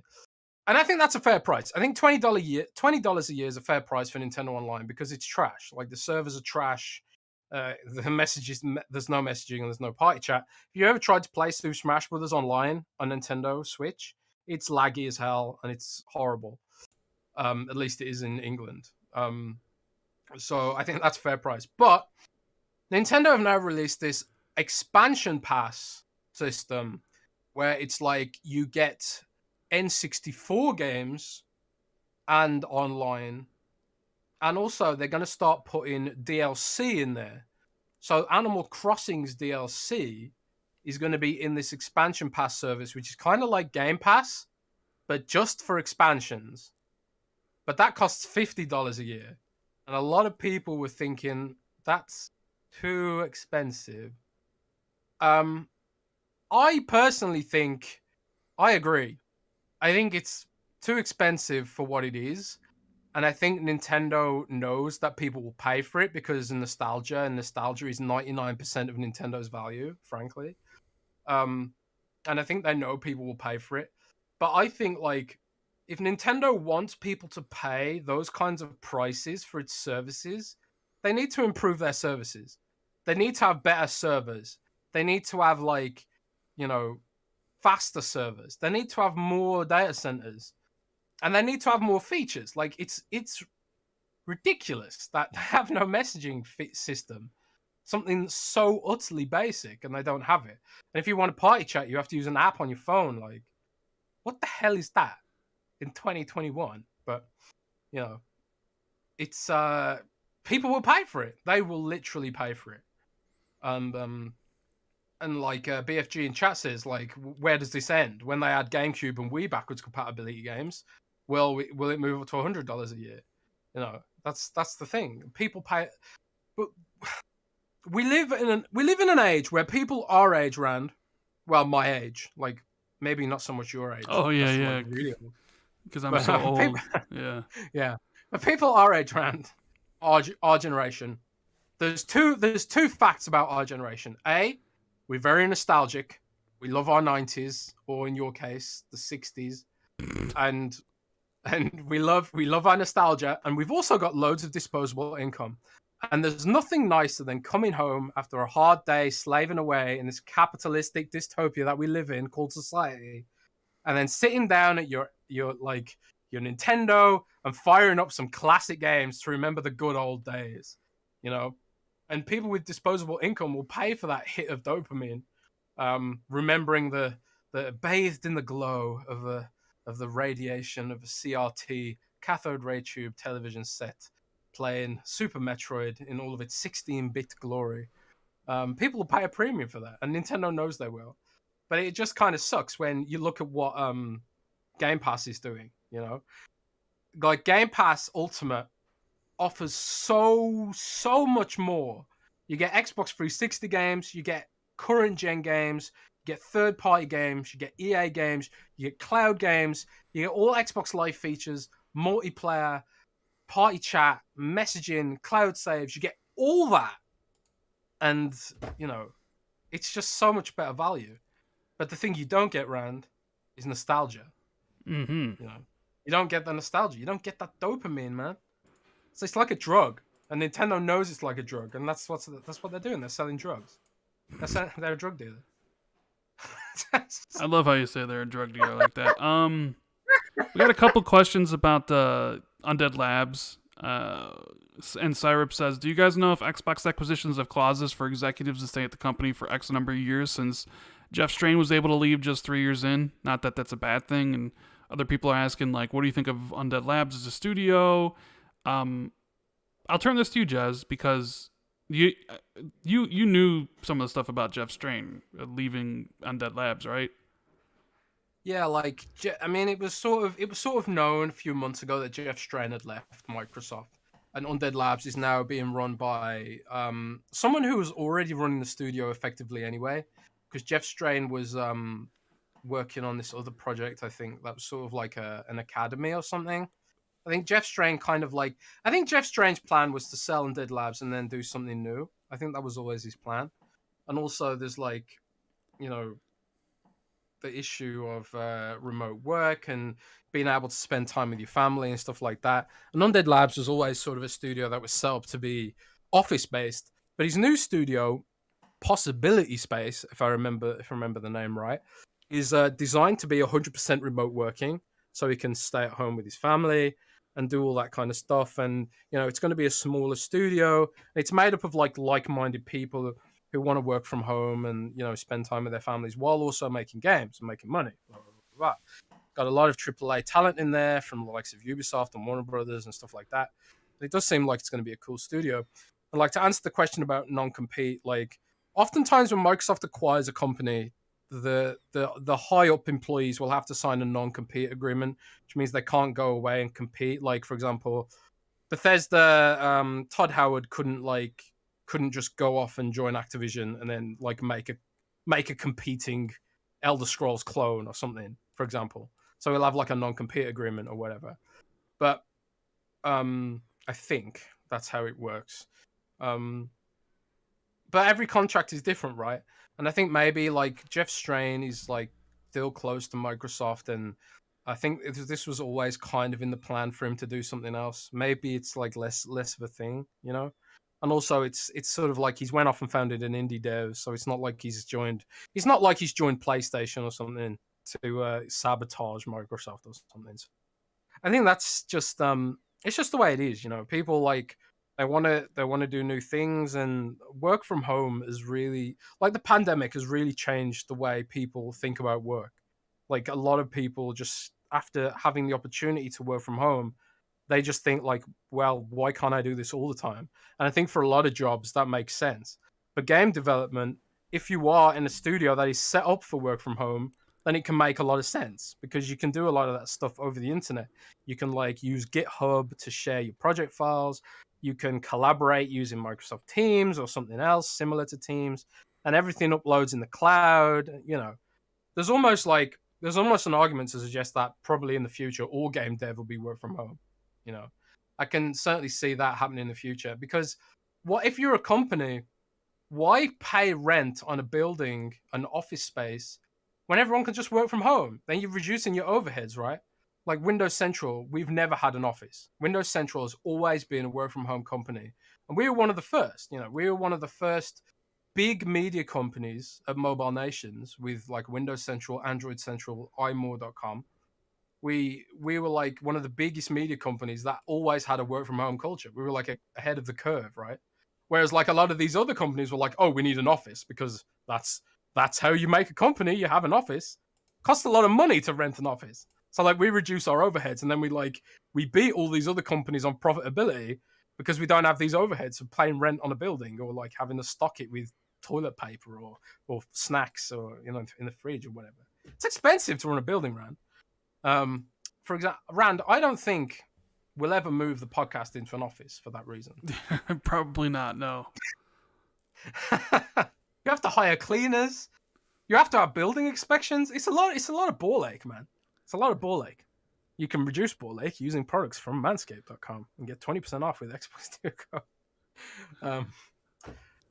I'm going off on a tangent now. I've lost the plot, man. So what do you think of Undead Labs as a studio? Undead Labs as a studio, they got a big question mark over them. We've seen a really cool CGI trailer for State of Decay 3. We have no idea what the game looks like. We have no idea if they can even deliver something that is that photorealistic. I know that Undead Labs is putting a greater emphasis on narrative and characters for the next game. They want people to feel, and this is through information I've received a few weeks ago. They want people to feel right now in State of Decay, you start feeling like your characters are more like tools. You don't really care about them that much. You care about how much power they have, but you don't care about them as characters. One of the goals for State of Decay 3 is to make you care about them as people. Make you care about them as characters. So they're investing a lot in the narrative structure of the game. But beyond that, I have no idea what kind of game it's going to be. But you have to remember, these studios are they're made up of huge teams. And I don't think Jeff Strain leaving is going to necessarily affect it in a bad way. Because there's the guy running the studio now, whose name I can't remember, but he's been running the studio already for a long time, and he's a Undead Labs veteran. So you have to wonder how much input Jeff Strain still had anyway. And even with him leaving, like his legacy will be felt, and they'll still build a game that's sort of, true to his vision of what State of Decay was going to look like. So it sucks in one way because Jeff Strain is a pioneer. Like he made ArenaNet and stuff like that, created World of Warcraft, co-created. But that's just the thing. He co-created it. It's like no studios are team. There's no I in team, right? And studios are a team. It's not like BioWare, for example, where BioWare is like almost a completely different studio to what it was, and you can really feel that in its games. And also, they've got constraints with EA and stuff like that. But like the BioWare that made Dragon Age Origins and Mass Effect 2 is not the BioWare that made Anthem. Like it's almost a completely different studio at this point. But like just one person leaving is not going to leave a huge dent on the studio, as good as Jeff Strain is. So I've still got faith in State Decay 3, and like the details I've heard about them making the characters more believable and more interesting. That excites me. But at the end of the day, they're a AA studio, so I sort of temper my expectations a bit. But yeah, State of Decay, I got high hopes for it. Speaking of State of Decay, Rand, did you see the trailer for a game called The Day Before? I think it's called. I have not seen that. No. You should go and watch the trailer. It's up on IGN. I think it's called The Day Before. It's coming to Xbox and PC and PlayStation. It looks just like The Division. It looks like someone saw The Division and thought, you know what that game needs? It needs zombies. So they basically remade The Division and put zombies in it. It's set in New York. Like the character models look the same. They have the backpacks with the guns mounted on the backpacks. Looks exactly the same as Division. It just has zombies in it. Like it's graphically impressive. Maybe not as impressive as The Division, but like quite up there. Animations look really good. You should check it out. The Day Before it's called. And also you can build bases in it too, like State of Decay. And it's got multiplayer like State of Decay, and they call it an MMO. It looks really interesting. So yeah, I'll check it out. I got a question from Face. He says, "What's your most anticipated game for 2022, Jez and Rand? Next year, what's your most anticipated?" Most anticipated. That's a good question. Starfield, probably for you, right? Yeah, Starfield, most definitely. So I knew it was Starfield for you. I was like thinking about first quarter. Like Dying Light 2's got delayed, didn't it, to 2022? Or did I imagine that? Did Dying Light 2 get delayed? It did, didn't it? It did. It's coming out in February, I believe. Along with every other game, it seems like. Yeah, Dying Light 2 is a huge one for me. I like the original a lot, even though I never actually finished it. I need to go and finish Dying Light 1, I think. Yeah, Dying Light 2 and Starfield. What about you, man? Stalker's next year as well, right? Stalker's next year? I mean, for me, out of what we know right now, probably God of War. Is God of War next year? Oh, wow. Yeah. Well, I mean, they delayed it from 2021 to 2022, even though it didn't have a year at the end of the trailer, which is odd. But, right now it'll be God of War, 100%. Yeah. Kruma says, you guys see my super chat? I came in late, not sure if you saw it. We did. And Jed doesn't know of any prototype or Spider-Man games or Superman games or whatever it was in code names or whatever. Jack wants to know if I've ever considered playing Yakuza. He was the biggest Japanese game hater and never ever played one, but he finished Yakuza 0 last month and it's fire. Yeah, I actually have. I been meaning to play Judgment. My buddy said I would really enjoy that, and I have actually played Yakuza 0. I played it for a few hours, but it didn't gel with me. But maybe I could give it another go. Yeah. Let's see what else we got here.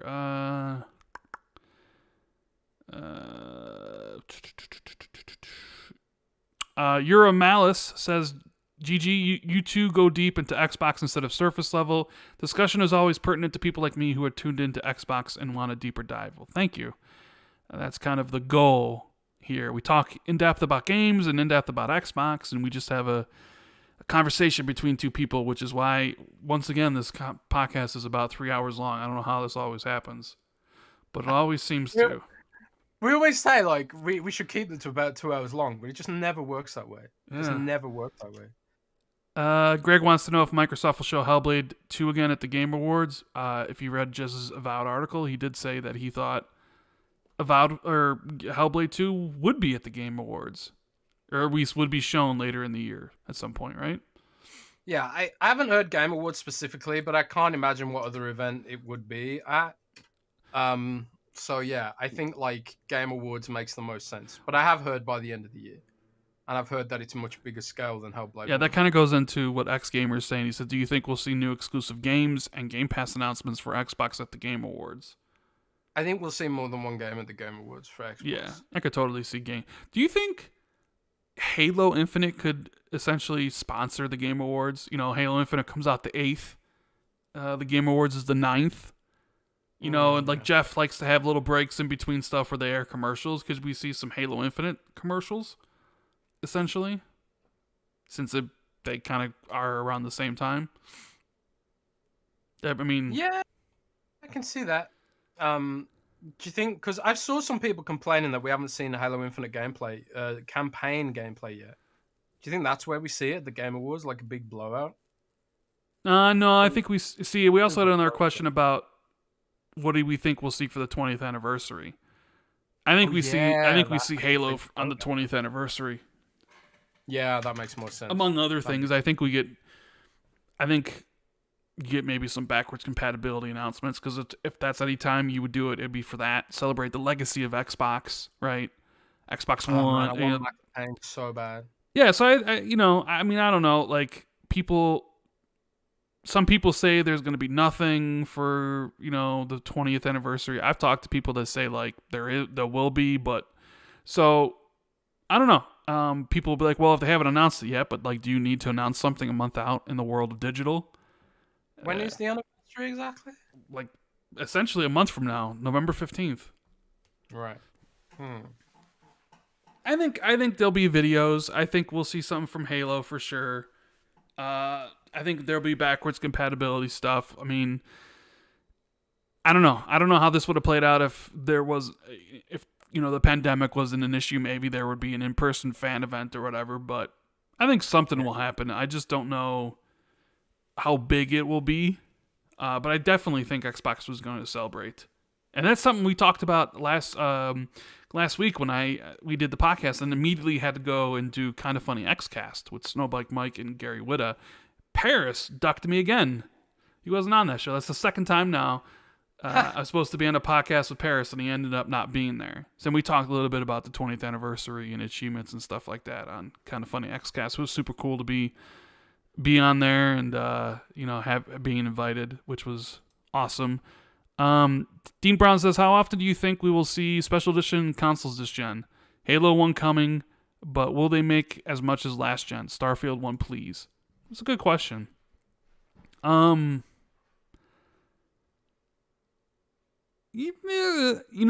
Series X actually design leads to some cool things they could do with the console. But I also think sometimes the velocity of sales matters as well. Because when you think about it, like, Xbox's customers aren't necessarily us. They're the Best Buys and the Amazons of the world, right? They buy the consoles from Microsoft, and then they sell, and Best Buys and Amazons sell them to us. And Best Buys and Amazons aren't going to want to buy Xbox consoles if Xbox consoles aren't selling out, right?